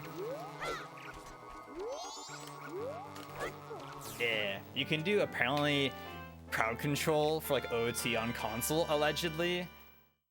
EverDrive, I guess if you have like this one that has like the USB port on the side.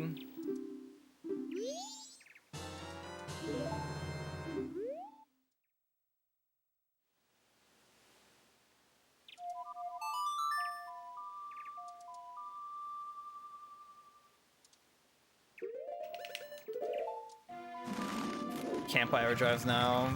Yeah. World being dumb. Oh, are reflections better on N64? I didn't know that.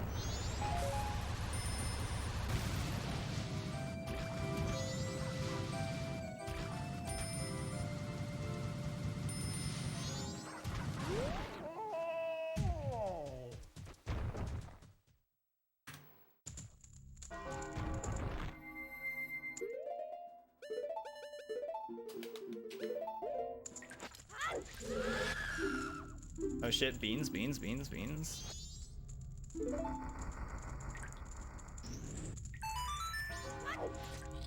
Tried to buy a gold MM cartridge from a friend years ago. Would have been a great deal, but he changed his mind. Sad.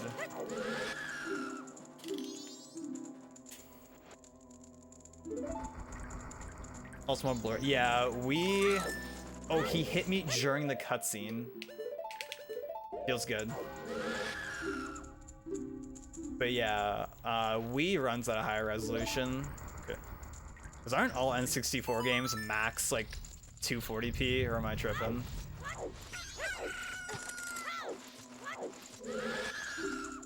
Whereas I'm pretty sure like Wii VC games run at 480. Pretty sure. I could be wrong though.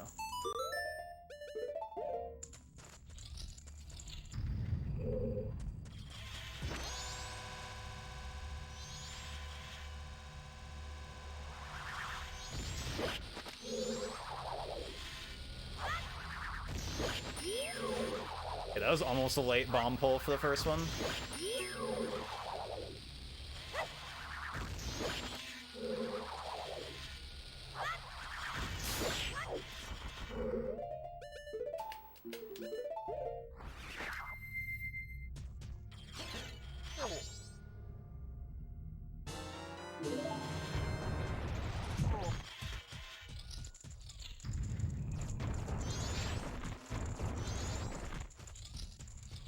You know, I'd be curious to see like a little like N64 versus Wii differences for MM. Because I know one thing that I actually didn't know until recently is that apparently the Goron Link's skin is like darker on Wii for some reason. Which I didn't know was a thing. How do you work the game controller on Nintendo Switch Online for MM? Poorly.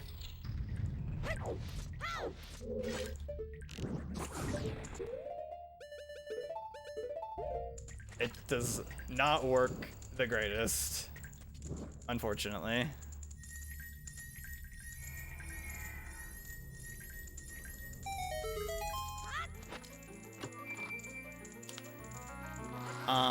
There's some third-party adapter apparently that you can get that like where it lets you map every button like normally, but apparently the analog stick doesn't map correctly with that adapter from what I've heard.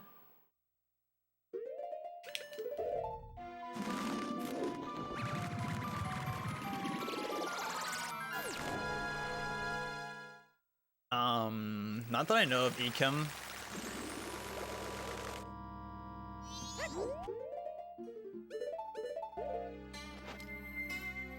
I think I heard Fig saying at one point that there's like a proof of concept for OT, like online, like rando or something. I think for Wii, or like that there was like some sort of like test or something. I don't know, something at Fig. Yes, honey.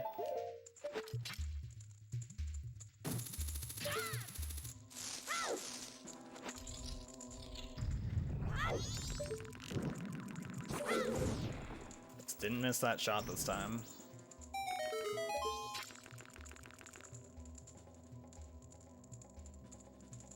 And I'm taking a million years to get this shot lined up. Oh my fucking lord.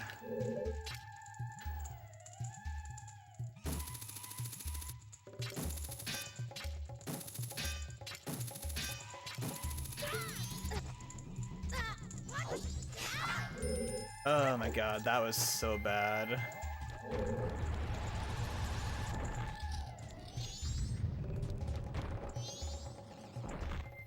Gonna lose a shit ton of time to that.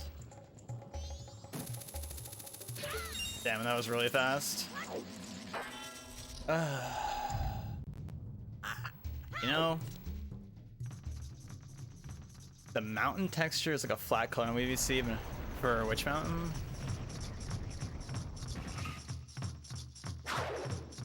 Oh yeah, Majora, if I can imagine that being bad. I remember when I did my GSR run. Nice RNG.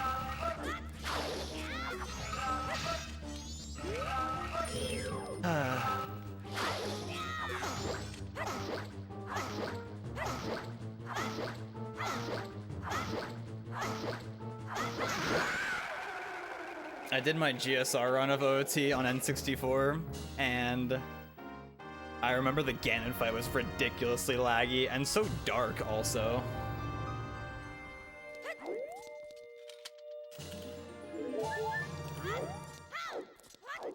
I was still really bad, and I still saved time over PB because my PB here was terrible.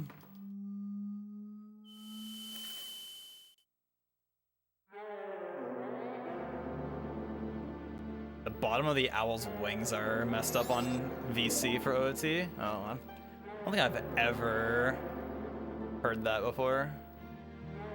I guess you actually see the owl in OOT, whereas in this game you see him like barely at all. Oh, Snowhead Mountain, just the whole thing in general. The lighting for Ganon on 64 looks cool. I guess it is cool because like he's all like engulfed in darkness. I guess it probably makes it like more epic, I guess. But it's so hard to see anything. I guess it makes his tail stand out though.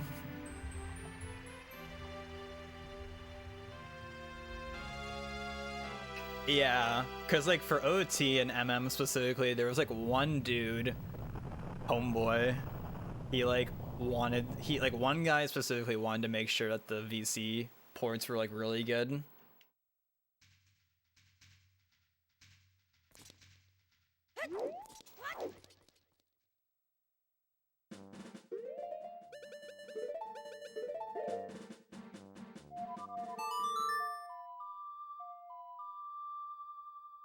But for Wii U, I don't know what they were doing. I guess they just didn't try very hard. I always like the moon in that cutscene because you warp away and all you see is the moon just lurking in the corner.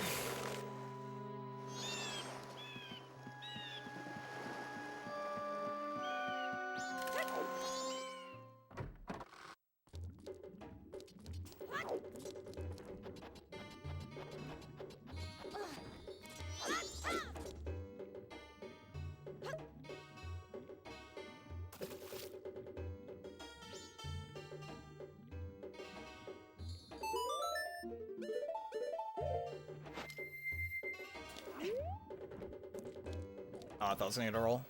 Oh, I didn't know they made it for GameCube first and then like modified it. Just weird that apparently GameCube OOT is really good and then MM GameCube is very not good.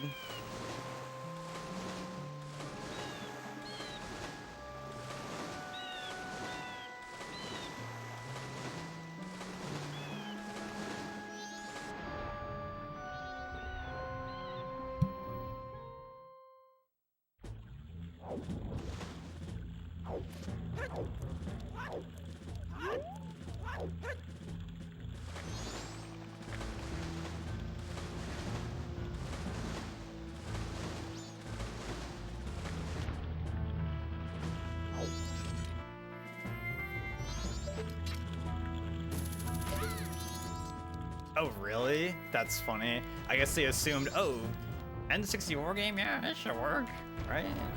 Just put it on there, slap it in there.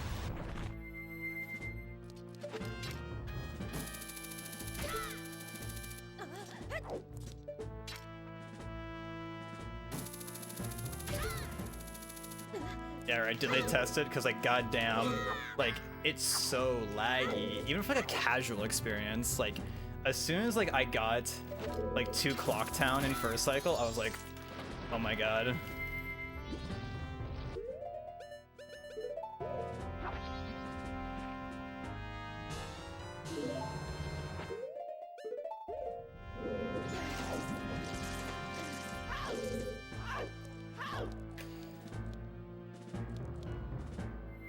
It's weird because apparently like everything else on Wii U VC other than N64 is actually good. Like I'm pretty sure like the DS games on there or whatever are like actually good. I think like a big thing is that I've always heard that 64 like apparently like is like really weird to develop for. I love this clam. Go away. Bruh. He was literally right where I normally stand for that. Too early.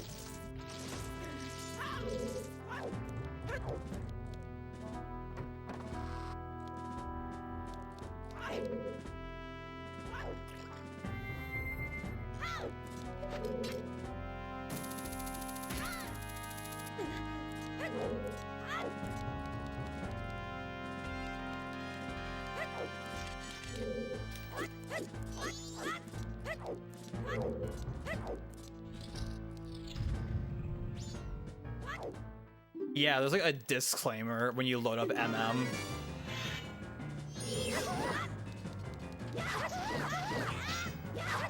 Like, by the way, this version may be really fucking garbage. Please purchase the Wii VC version in a few years when it comes out. Thanks.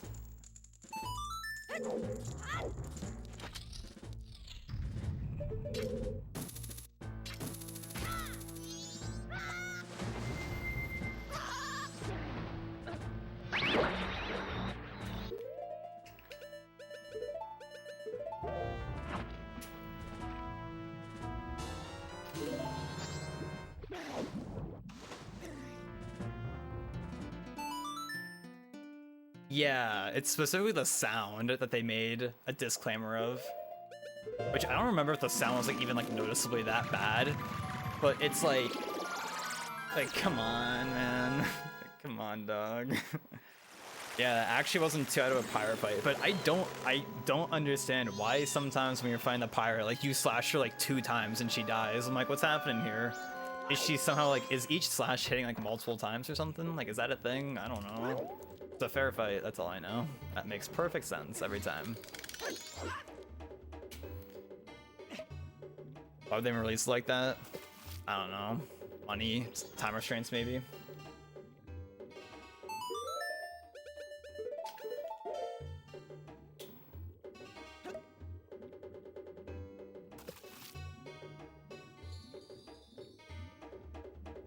You can hear the stab. Oh, really? I definitely don't pay attention to the audio.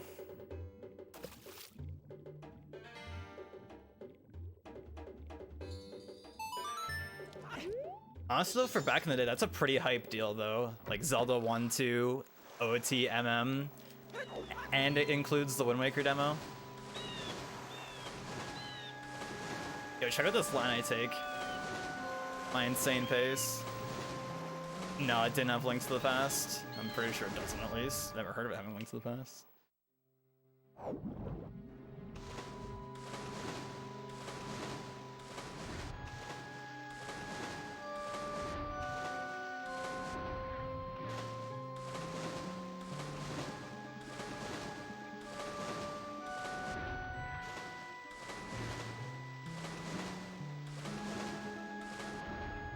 Oh, yeah. Alright, Link to the Past on GBA.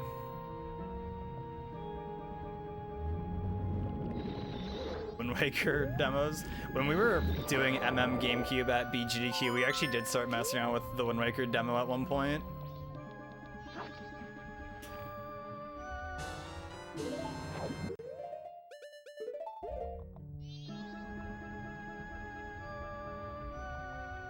It was interesting playing base Wind Waker since I'm so used to only playing rando for Wind Waker.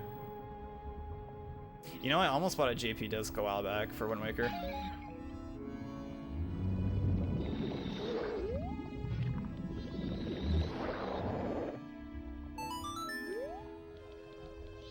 Running Wind Waker, like doing actual Wind Waker runs would be really cool, but it's such a hard run. It is such a hard speed game to actually do. It's funny because the rando is like pretty comfy to get into.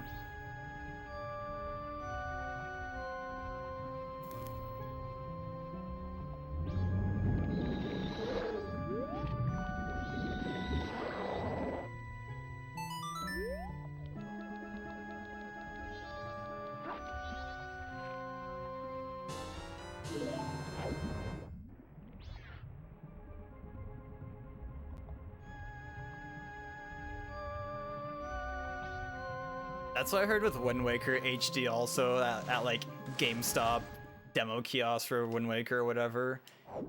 People were like like storage worked in that version, and then it got patched out.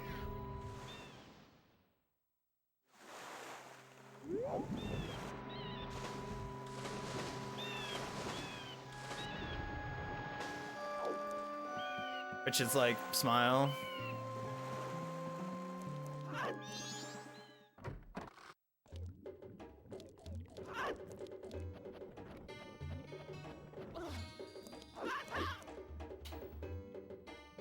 I don't know. I don't know, me as a game dev, I feel like if there's something like you would never intentionally do or could never accidentally do as a casual, I don't see the hurt in leaving something in.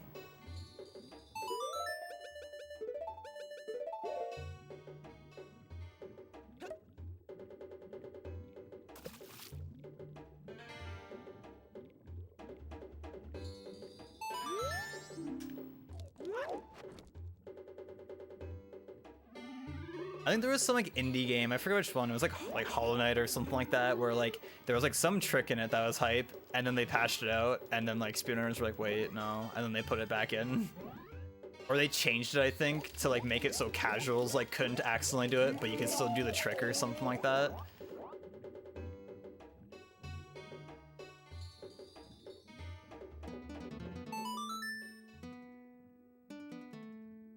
Yeah, I remember them mentioning that they wanted to keep like the glitches in to like kind of give it like similar vibes as the original.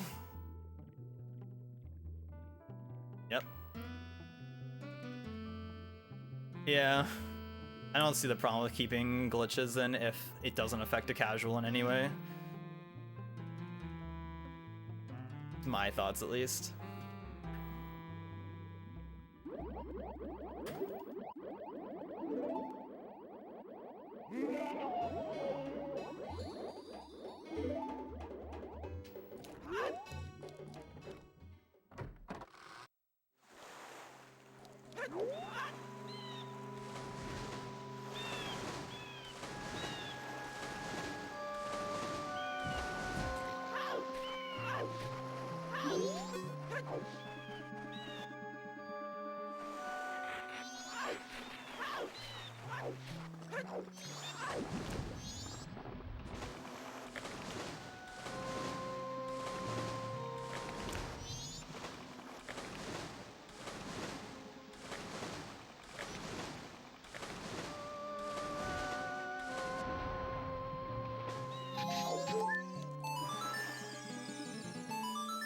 Nice.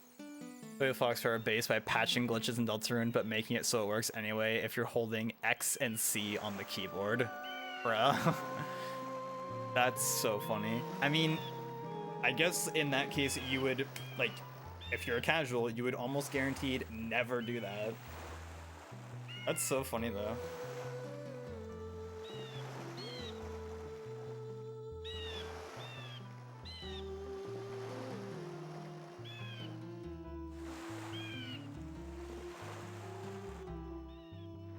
I don't know, because by patching out glitches, you're essentially just like hurting people who would want to use those.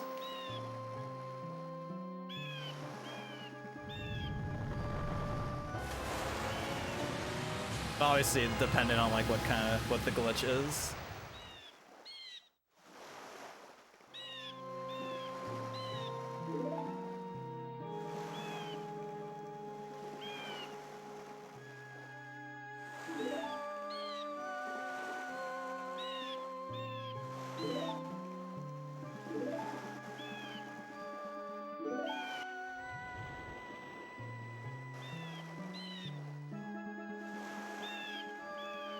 You know, with patching out glitches, it is interesting how, for example, like Wind Waker HD, you know, has like storage patched out of it, but then it has like item sliding, for example,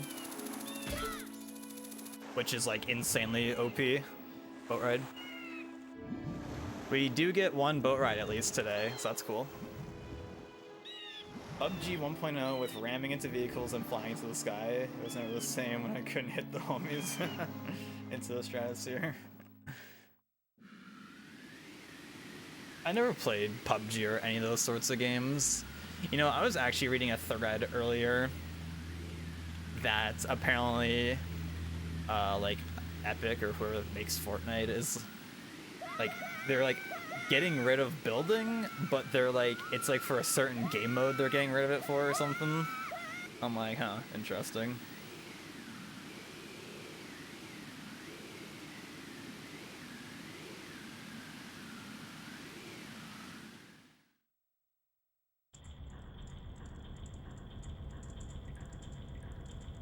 Oh, Eric just making the boat ride.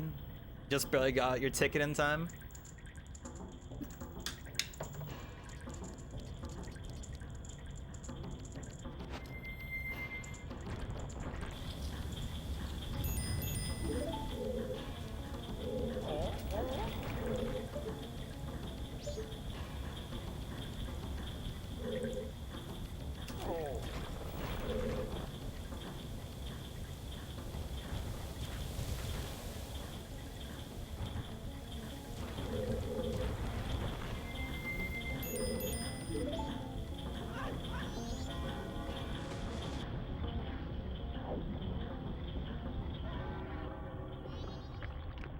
Camera, my god.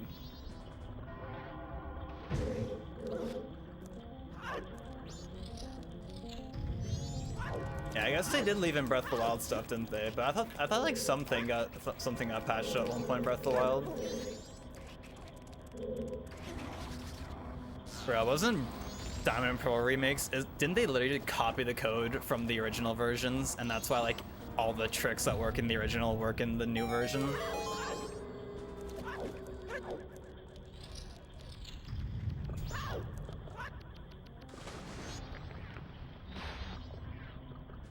Yeah, goodbye turtle.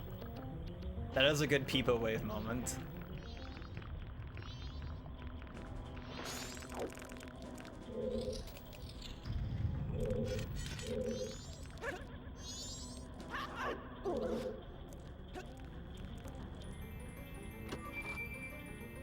Faithful remakes by literally copy pasting 80% of the code.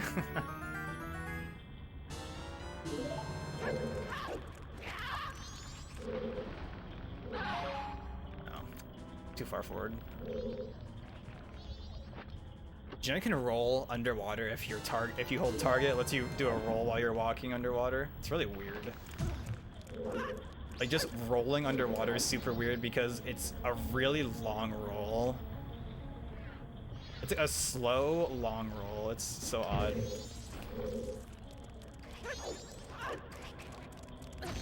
Isn't that right, Arma?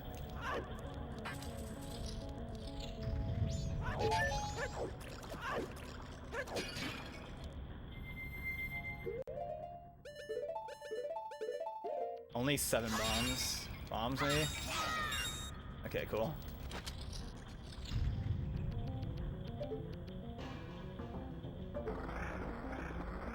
Bruh, but someone was saying the other day that apparently the hole is patched back in 3D. Yeah.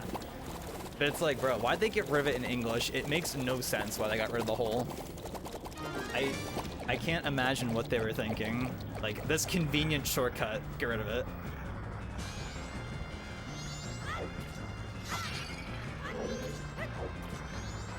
Also, I really got nothing from those pots, like, bruh.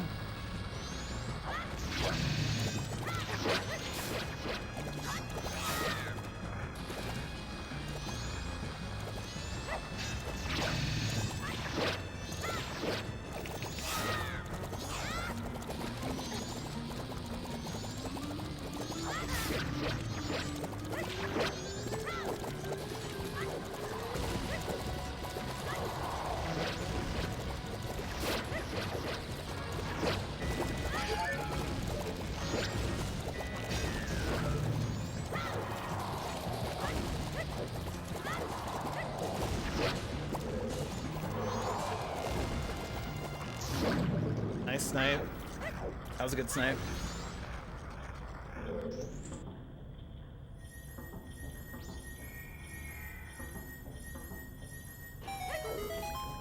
Yeah. I think my warp fight and my gold was like really good. So, yeah.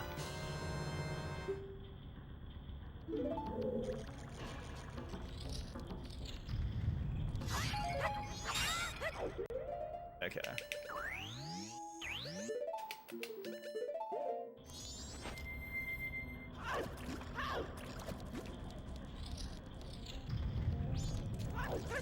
Greedy is based on JP 1.1. Really? That's interesting. You know, GameCube MM is the only, or Japanese GameCube MM is the only version of Japanese MM that is like the Japanese version with owl saves. It's really weird.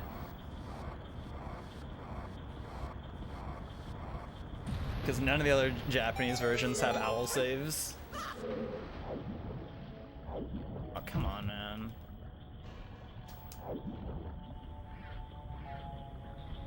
Oh, it's the US ROM with Japanese text, really? That's interesting.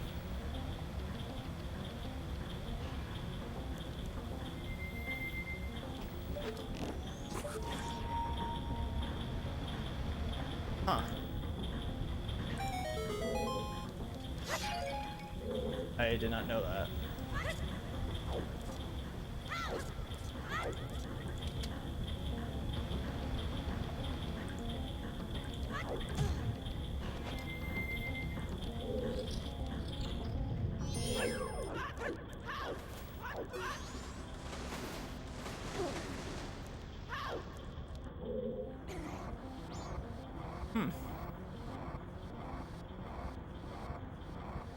Oh yeah, I forgot it's a thing that loads are slightly faster on English.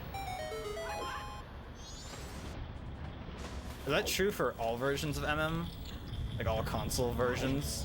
Does English just always have faster loads?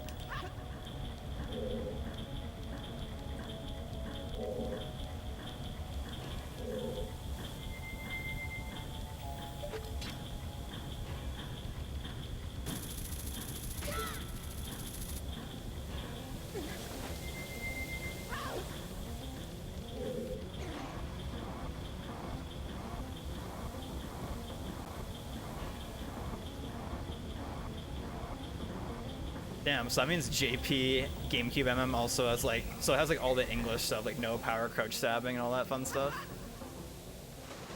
Oh, got the fun thing. I think that strat is so funny.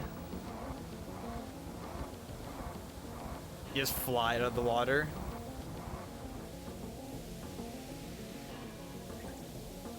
The cursor should be on Zora Mask still. I hit C down, don't lie to me.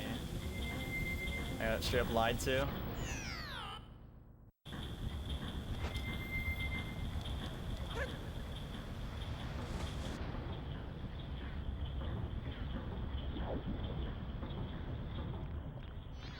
We're gonna need that ferry for when we go to the ferry fountain later, of course.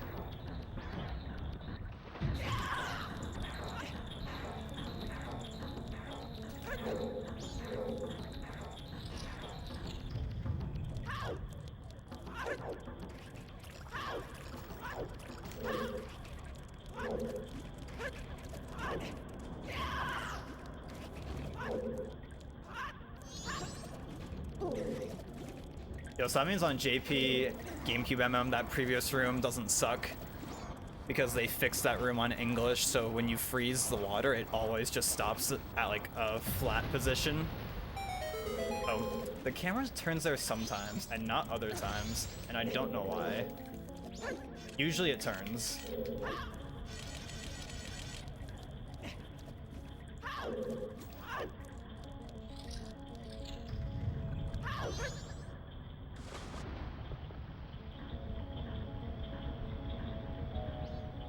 Yo, and that means if GameCube MM didn't suck, then that means like Japanese version would also have like good Postman heart piece thing.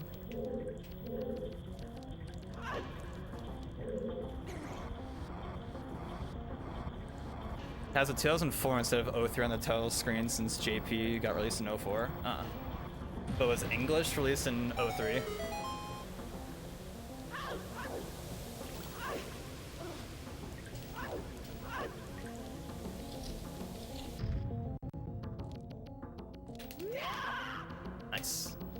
Huh, that's interesting that they released English first.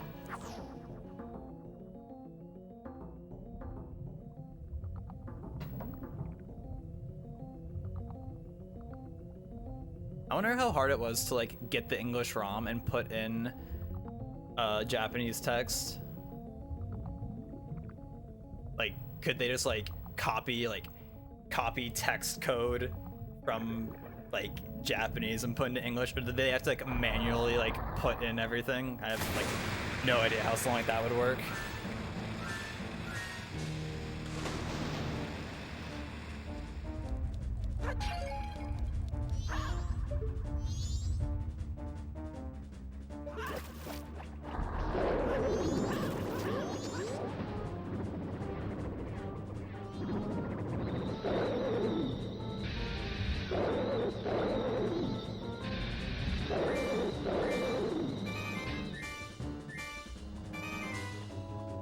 Yeah, it is weird.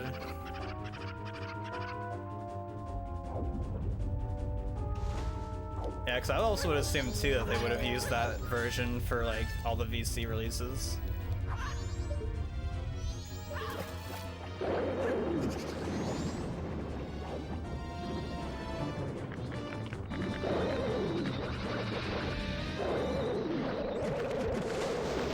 Nice.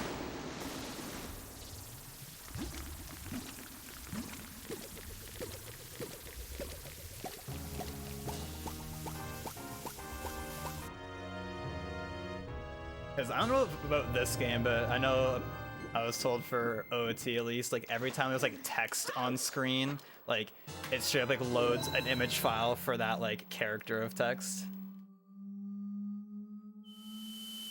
And I'd guess it would work the same in this game too, probably.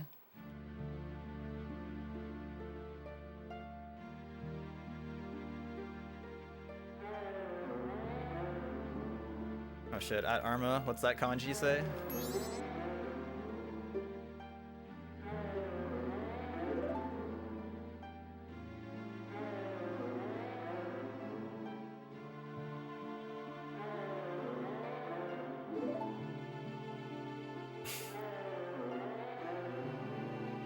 We have this meme with our friend Arma, or Armageddon is his chat name, where like anytime there's any like Japanese text, like, well, it's been less lately, but there's so many times where it's like, oh my god, Arma, what's that kanji say? Because he like knows how to read some Japanese.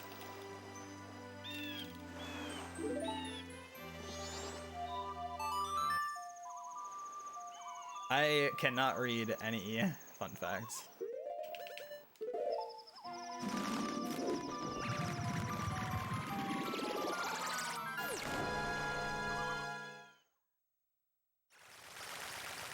Says Georg though. Good old Greg.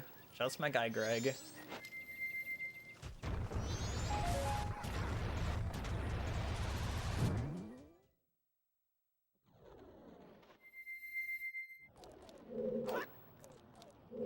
Did I miss that gainer?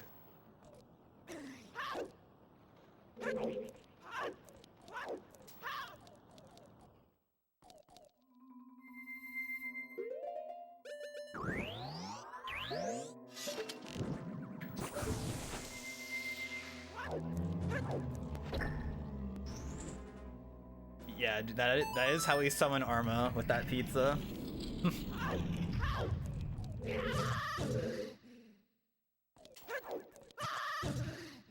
Version differences are kind of cool, especially for MM since there's so many of them. Like, I remember I watched this video. I didn't watch the whole thing because it was like a 3-hour video of differences between English and Japanese. And I remember one like really interesting, or just one like weird difference. I don't even understand why they changed it. But for that chest that has like the silver rupee and clock town that's like above the archery mini game in East Clocktown,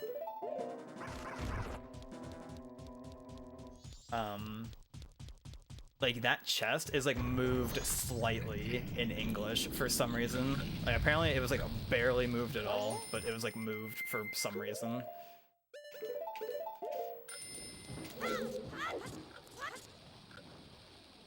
It's such a random thing. Like why did they even like get changed to begin with? Like what was the reason for changing that? Wait, I'm supposed to roll twice. I'm trolling.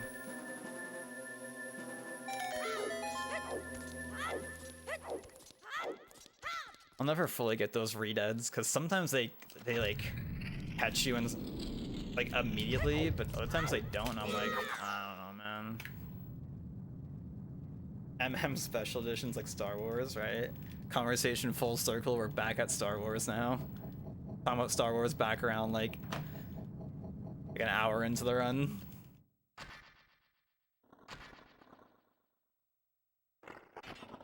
Yeah, like this is probably like one of the games that has like the most like version differences.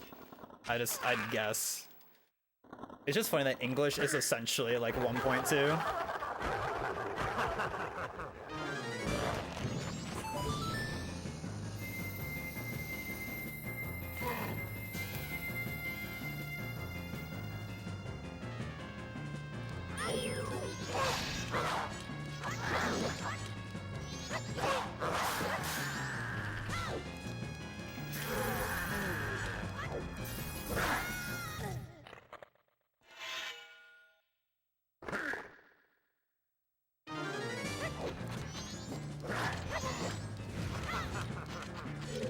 Where are you?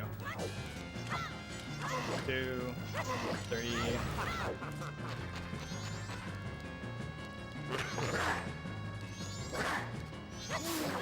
That was really bad.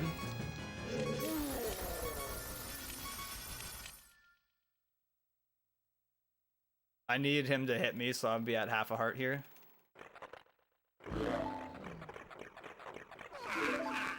Yeah, that's what I learned recently too. Yeah, that it's literally like a single byte in code that's like, is OT currently Japanese or English version? I guess they had the benefit of the game being made in more than a single year.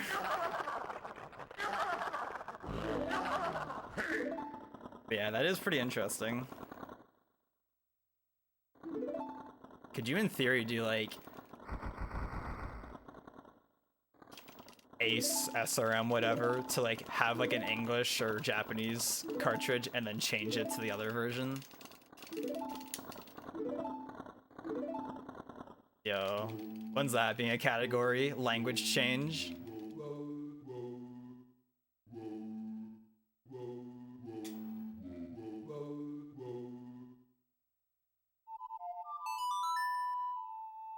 I guess if you're not familiar with this part of the run, you death warp to get out of this room because it's faster than like walking out. Because you can't play Song of Soaring in this specific room for some reason. You have to walk back to the room where the redeads are to play Song of Soaring for some reason. I don't know why.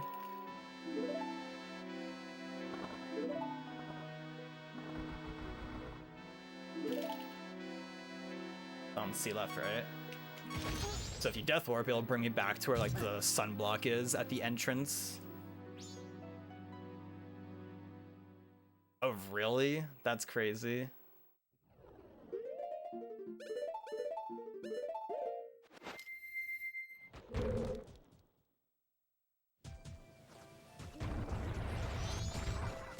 I lost a lot of time for waiting for him to hit me that last time. It's because he wasn't in a good position.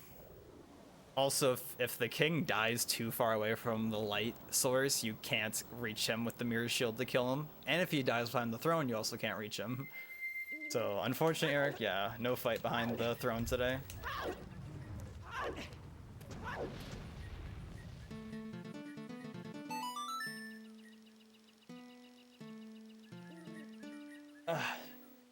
Hope you guys like Elegy.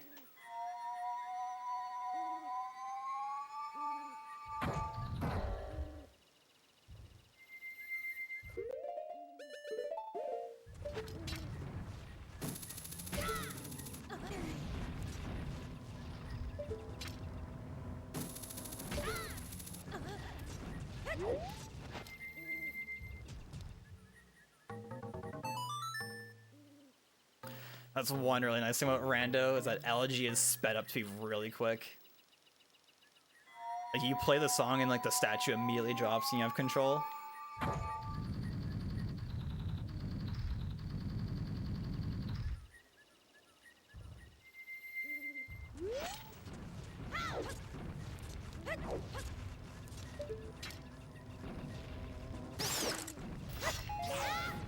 Dude, my hook shot killed them at the same time.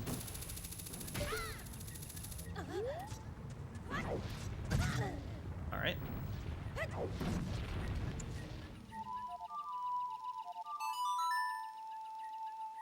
When you're hook shotting to the pillar that I just hook shotted to, if you're standing too close to the edge on the block and the keys hits you, it can give you a long jump and just make you jump off, which is really cool.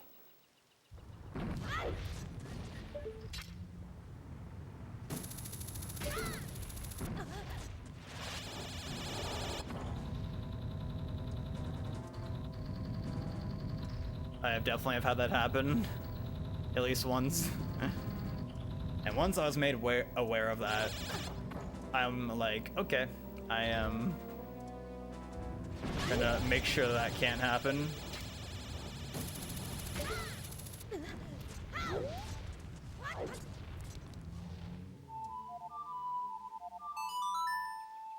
I only played one of those first try. I've been getting like better at inputting songs recently though, which is kind of cool.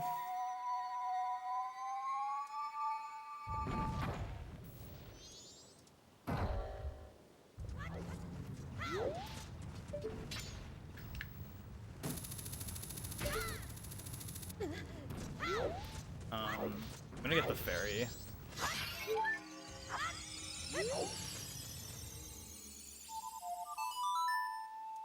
There's a chance the real bomb choose could have like screwed me over because I was low on health. I'm probably would have been fine with that amount of health actually, but I didn't want to risk it.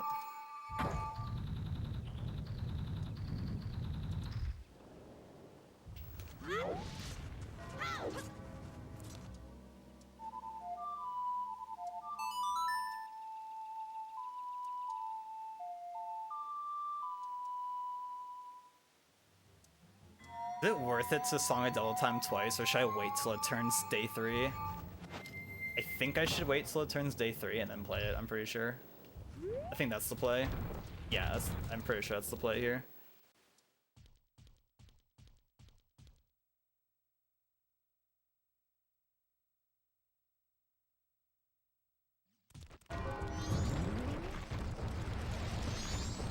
I'll have to damage down anyways, actually. So, it's fine.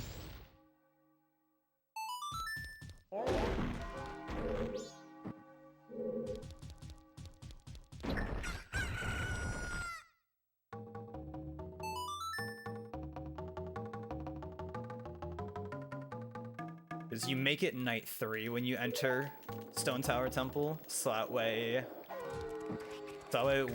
once like you're done fighting Twin Mold, it's like the last 5 hours and the clock tower's already opened up.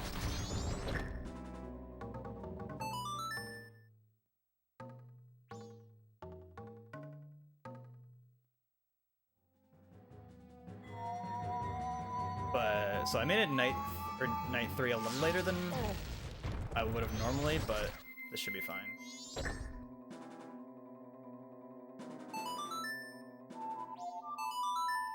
That's the classic as like a beginner doing Glitchless here, is forgetting to make it night 3. And then you end up having to wait a while. I was gonna say I don't want heart drops there.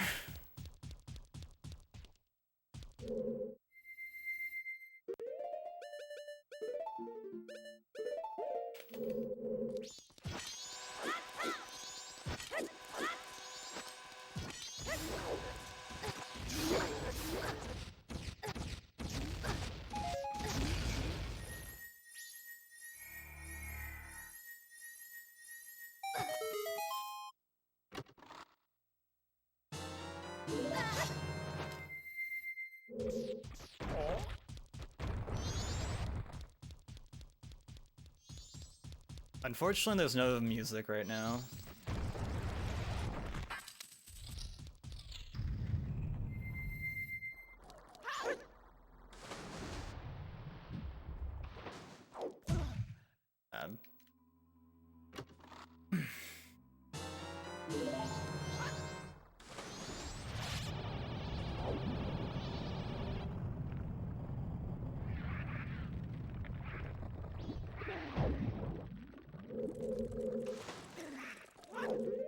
What am I doing?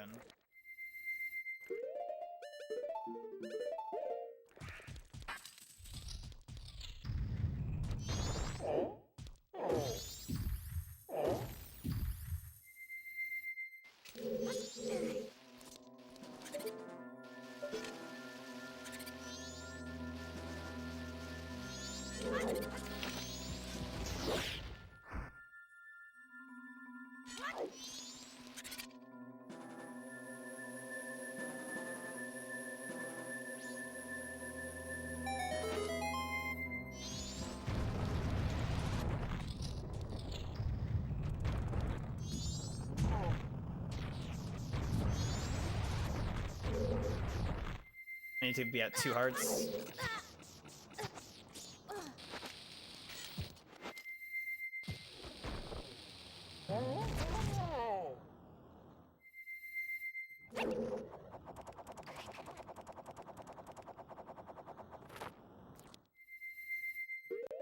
Okay. Oh. I didn't mean to equip over bombs, but it doesn't really matter.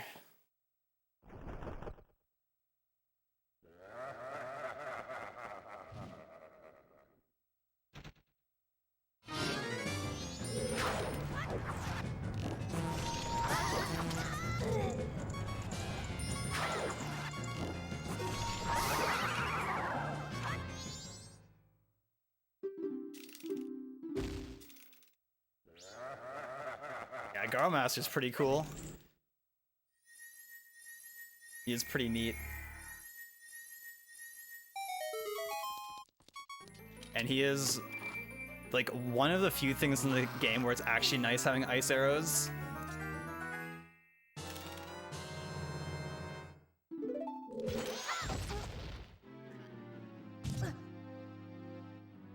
Since you can freeze them and then do another hit, whereas if you use like fire, normal, or light arrows, you don't get to like damage him after you hit him with the arrow.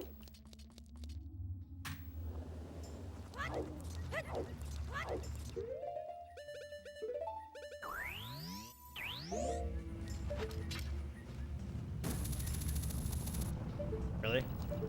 Got lied to?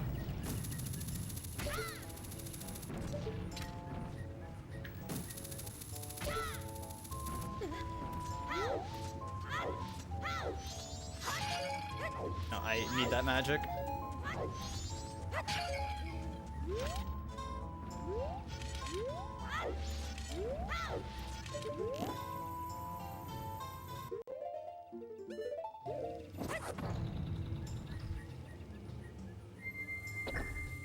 Hey.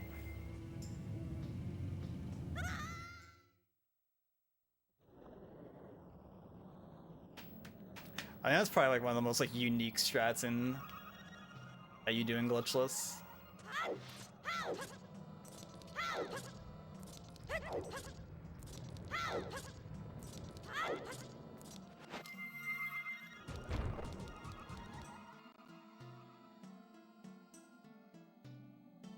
It's nice hearing music now.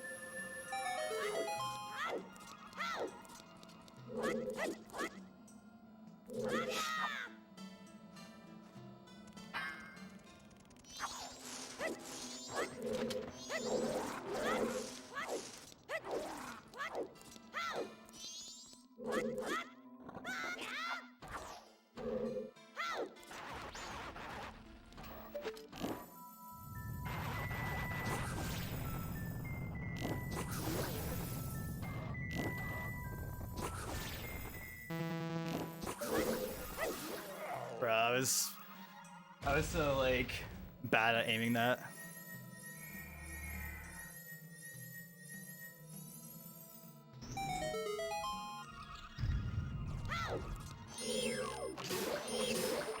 Oh damn, that was fast as hell.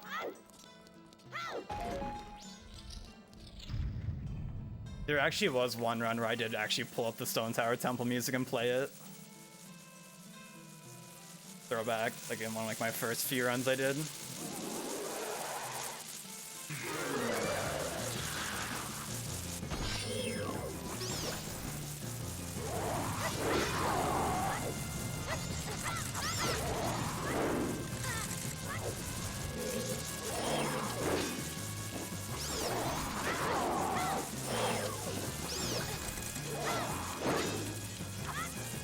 Hello? What's happening?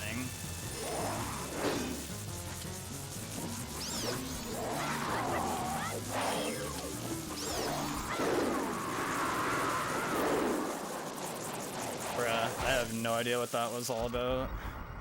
It all started when he didn't do his attack.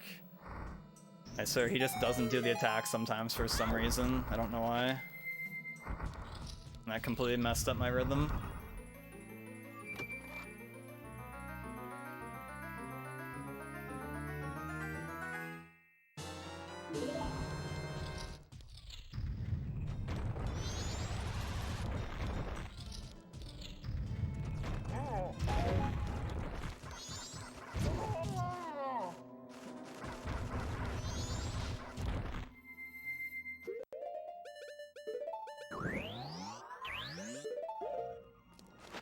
So it's like, you like never get through that room without getting hit by them, I swear.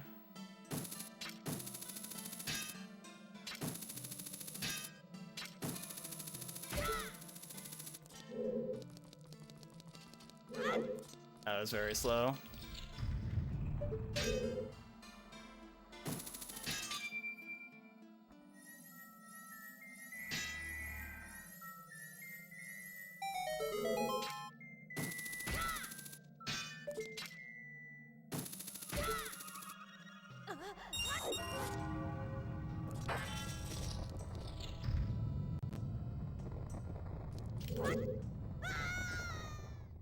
So I can get hit one time in this fight, but usually you can get hit here just like if you get unlucky, basically. Because they can come up on you when you can't see them, when you're aiming. And you, I don't know, there's no real way to react to that unless like you guess, basically.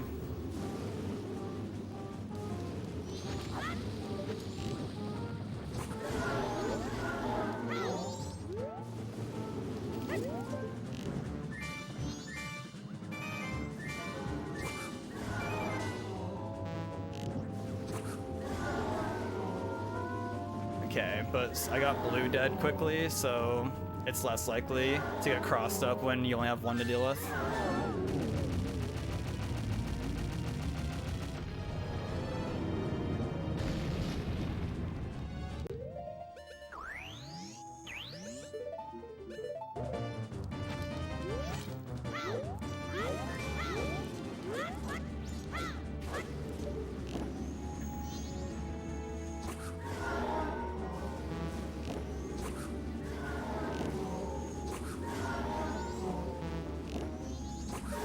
Damn, that was a good fucking red. My god. That was a good fight, holy shit, actually.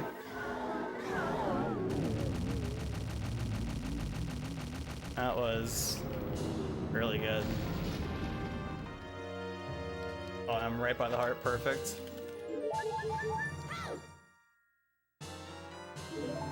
Getting that heart container loses no time if you get to it quickly. Because if you skip the heart container and go for the remains, like you have to stand there for like 3 seconds before it lets you grab the remains for some reason.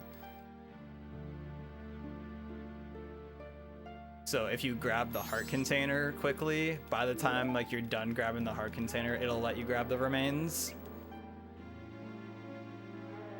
I also was thankful I didn't get a bad pattern though, because you can definitely get memed on by a bad pattern there. Because sometimes, like, you'll be trying to shoot, like, Blue's tail, and then Red will just swoop in and just block it all of a sudden. Or Blue will swoop back around and block it with, like, the front part of his body, and it's like, you can't really do much about that. But yeah, that was a, like, near, like, perfect fight, honestly. Like, you could do it faster, technically speaking, but, like, that was really good. But Majora is another huge... There's a lot of RNG in Majora, also. So I can get fucked there, too, and still get screwed over, which is pretty hype.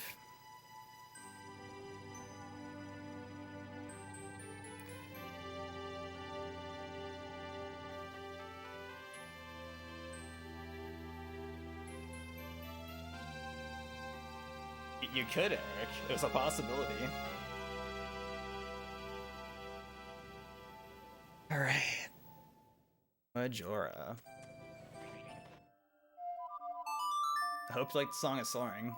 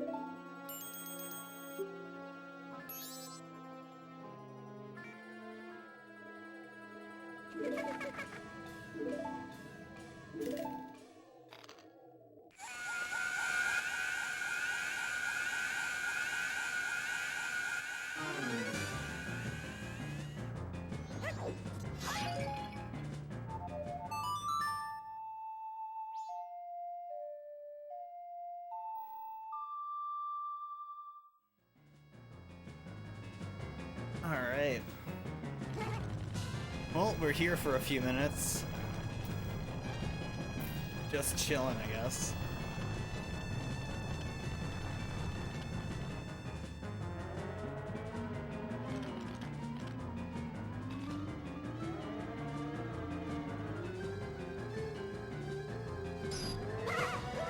Yeah. Good old Earth Warrior.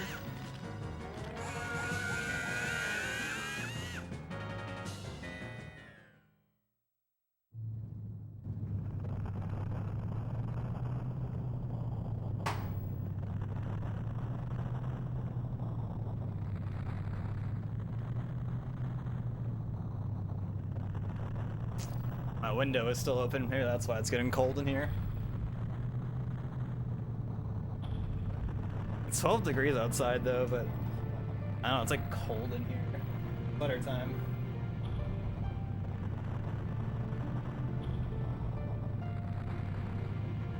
Patented butter black sweater.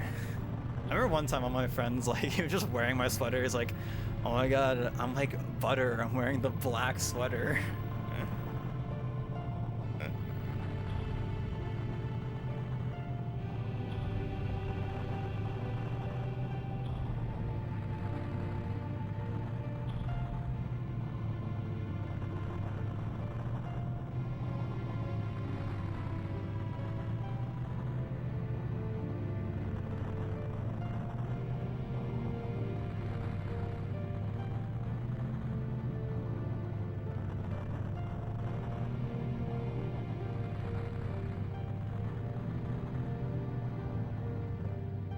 I'm just messaging someone right now. Messaging while speedrunning, Monka.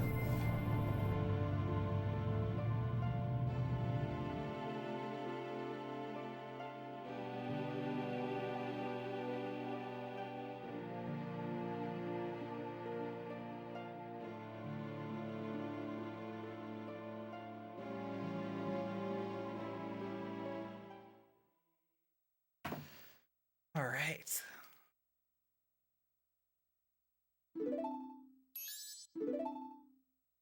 We did it. We saved the city.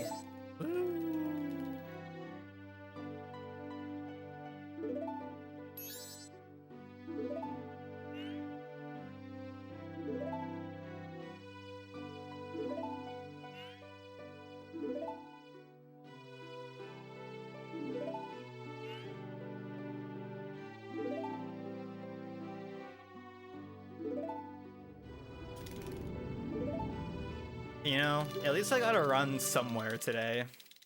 You know, runs have progressively gotten better over the last few days. Because when I first did glitchless runs again, like a few days ago, it was bad, and the day after was less bad, and then today was even less bad than the day that was less bad.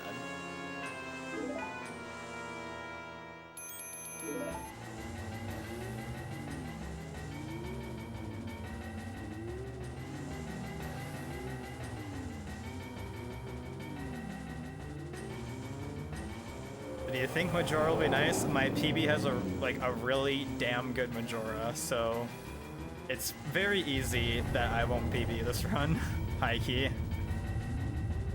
If I get like super memed on, and it's very easy to get memed on by remains and Majora just being dumb, especially Incarnation. Sometimes Incarnation can be really cool. But everything was really good in my PB Majora.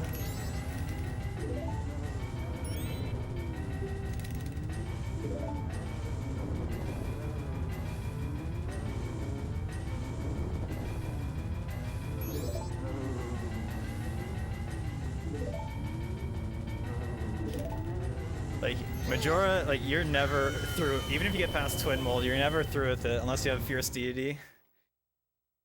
If you're entering Majora with Fierce Deity, then you're kind of vibing.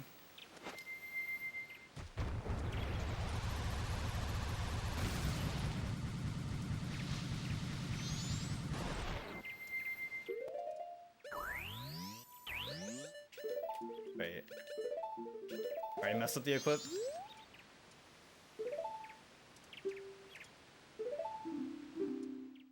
Stick yet.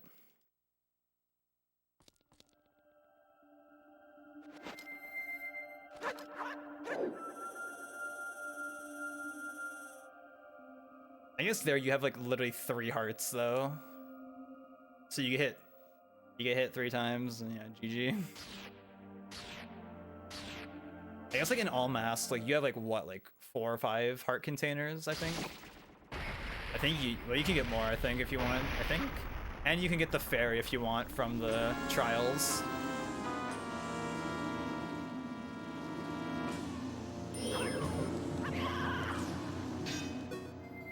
Really? That's bullshit.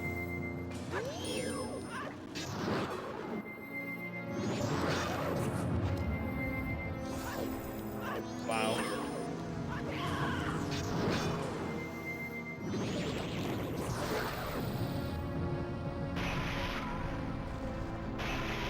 All right, well, this might already be dead, potentially.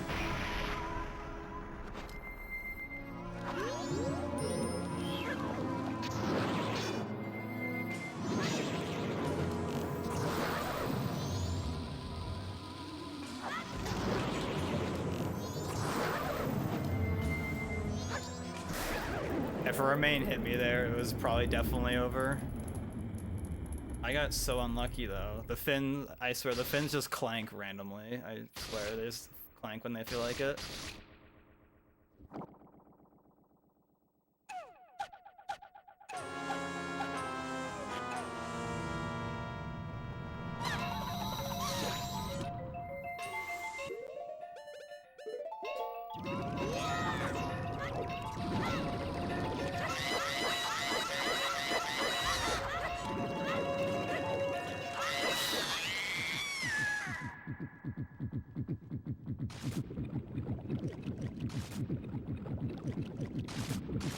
We are way off to the side.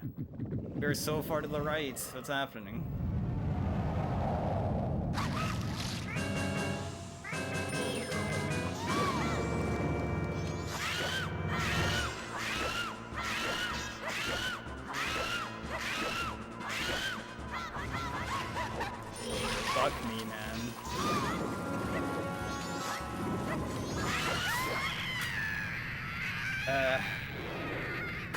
Bad Majora.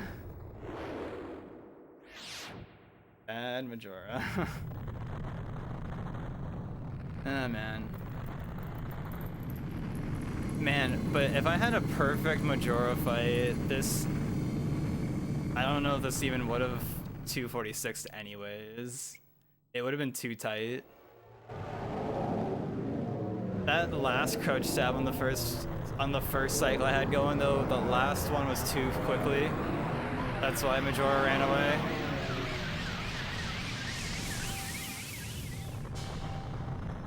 Oh yeah, I forgot I lost like a minute in Snowhead. Fuck Snowhead, by the way.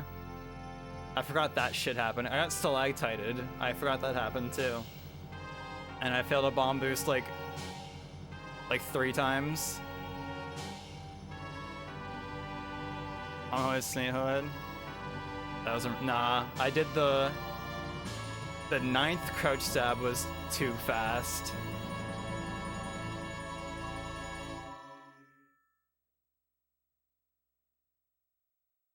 But I also got fucked on phase 1, like with the fins just not hitting, and then the fins hit on the way back, which caused an unexpected hit.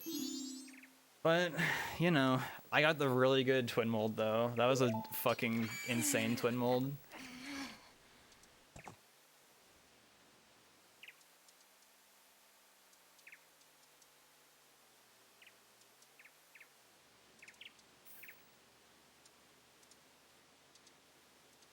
I don't know, I'm so used to it with light arrows. So it'll be weird not having light arrows. It's so interesting that it works like that. If you are shooting light arrows, even if you don't have magic, Majora doesn't try to dodge them.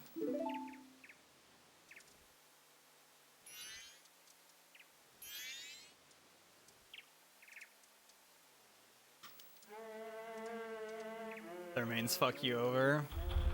Yeah. The remain, like, I got really lucky with the remains hitting my shield there, and I didn't get like messed up.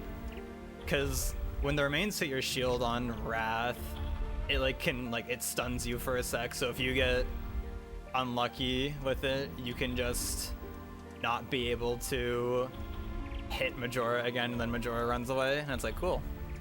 Nice. Getting rid of the remains, yeah, is super nice. I definitely did that for a good while. And it's cool because then you can't get memed on. But I also got really, if Incarnation didn't run into me, I don't know if I would have PB'd. But who knows? Soon TM.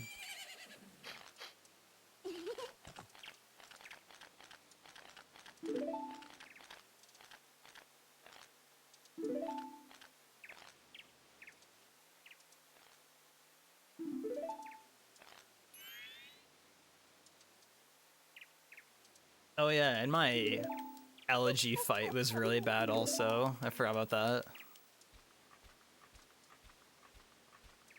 Why was Exit Stone Tower bad? I had to damage down a bunch. That was bad. And I think my equip was kind of bad for Garo Master, I think. Pretty sure.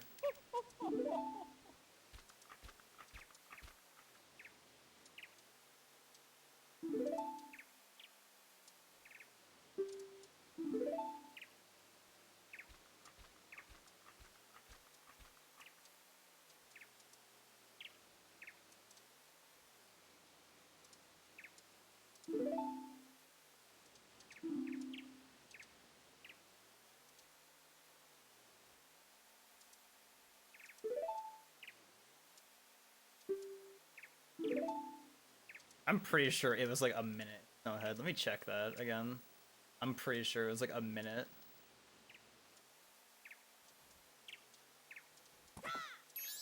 Oh. Let's see.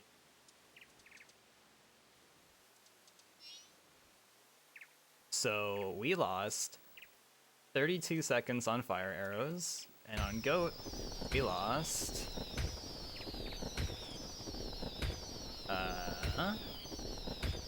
26 seconds. So yeah, like 58 seconds I lost in Snowhead, so yeah, cool.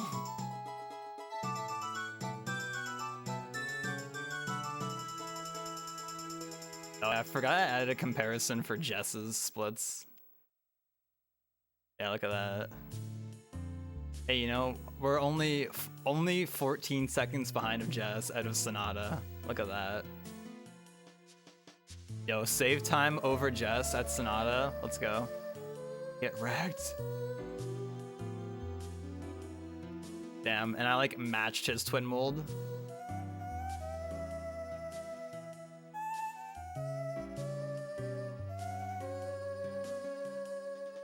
Yeah, when you're a Chad.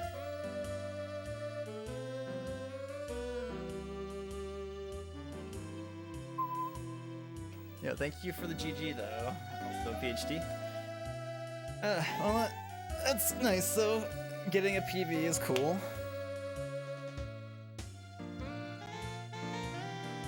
Getting that PB is cool. My beginning isn't free, but then being ahead of Snowhead is free.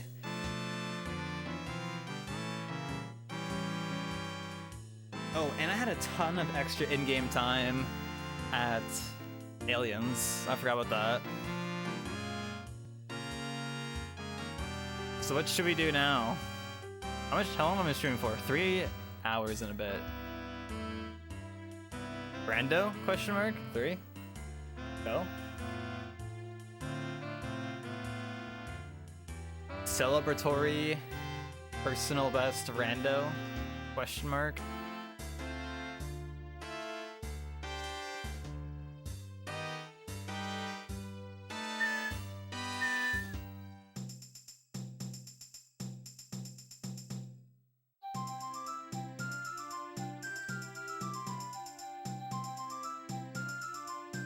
Actually, let me frame count, or let me go back and check this.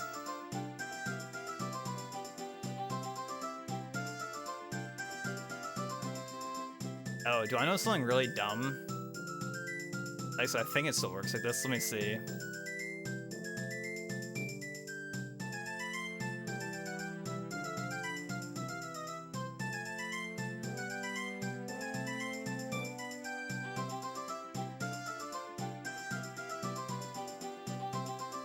Okay, never mind. The dumb thing is not what I thought it was.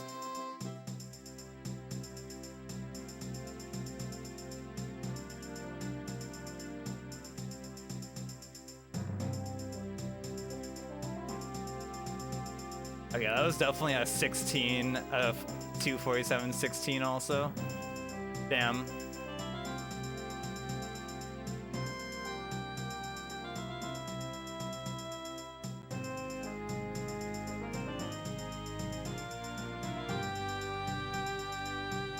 I was like, I'm pretty sure I split late by like a good bit there. I was like a half second late on splitting. Have you ever seen someone like try to rush like getting the perfect split at the end and then they mess up the Majora fight?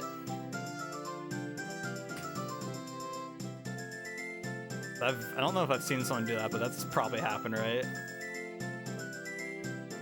Like they go for the last crouch stab and they miss it because they try to split too soon.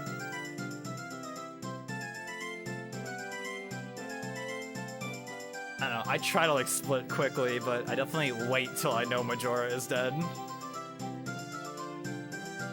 Like that's for damn sure.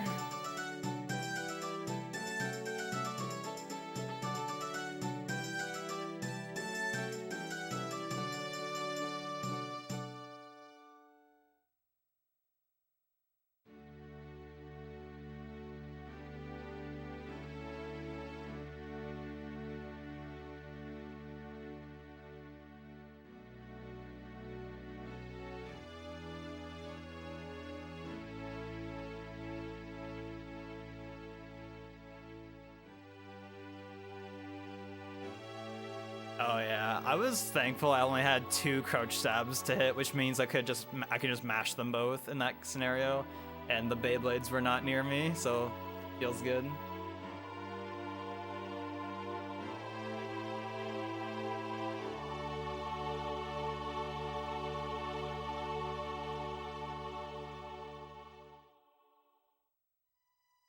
Yo, Jess, thank you. Not the 246 we wanted, but I guess it's some sort of improvement. So, you know, here we are.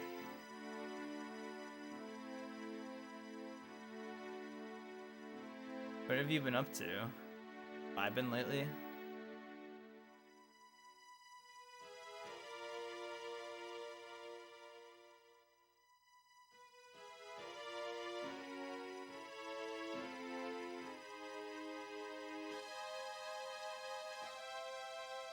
Yo, thank you, Owl.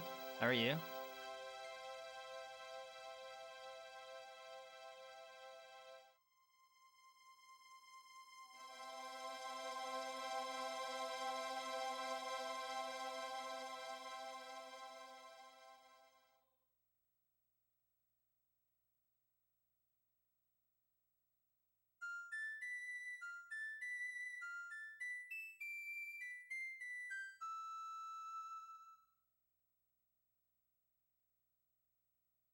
Time for your programming skills. Let's go.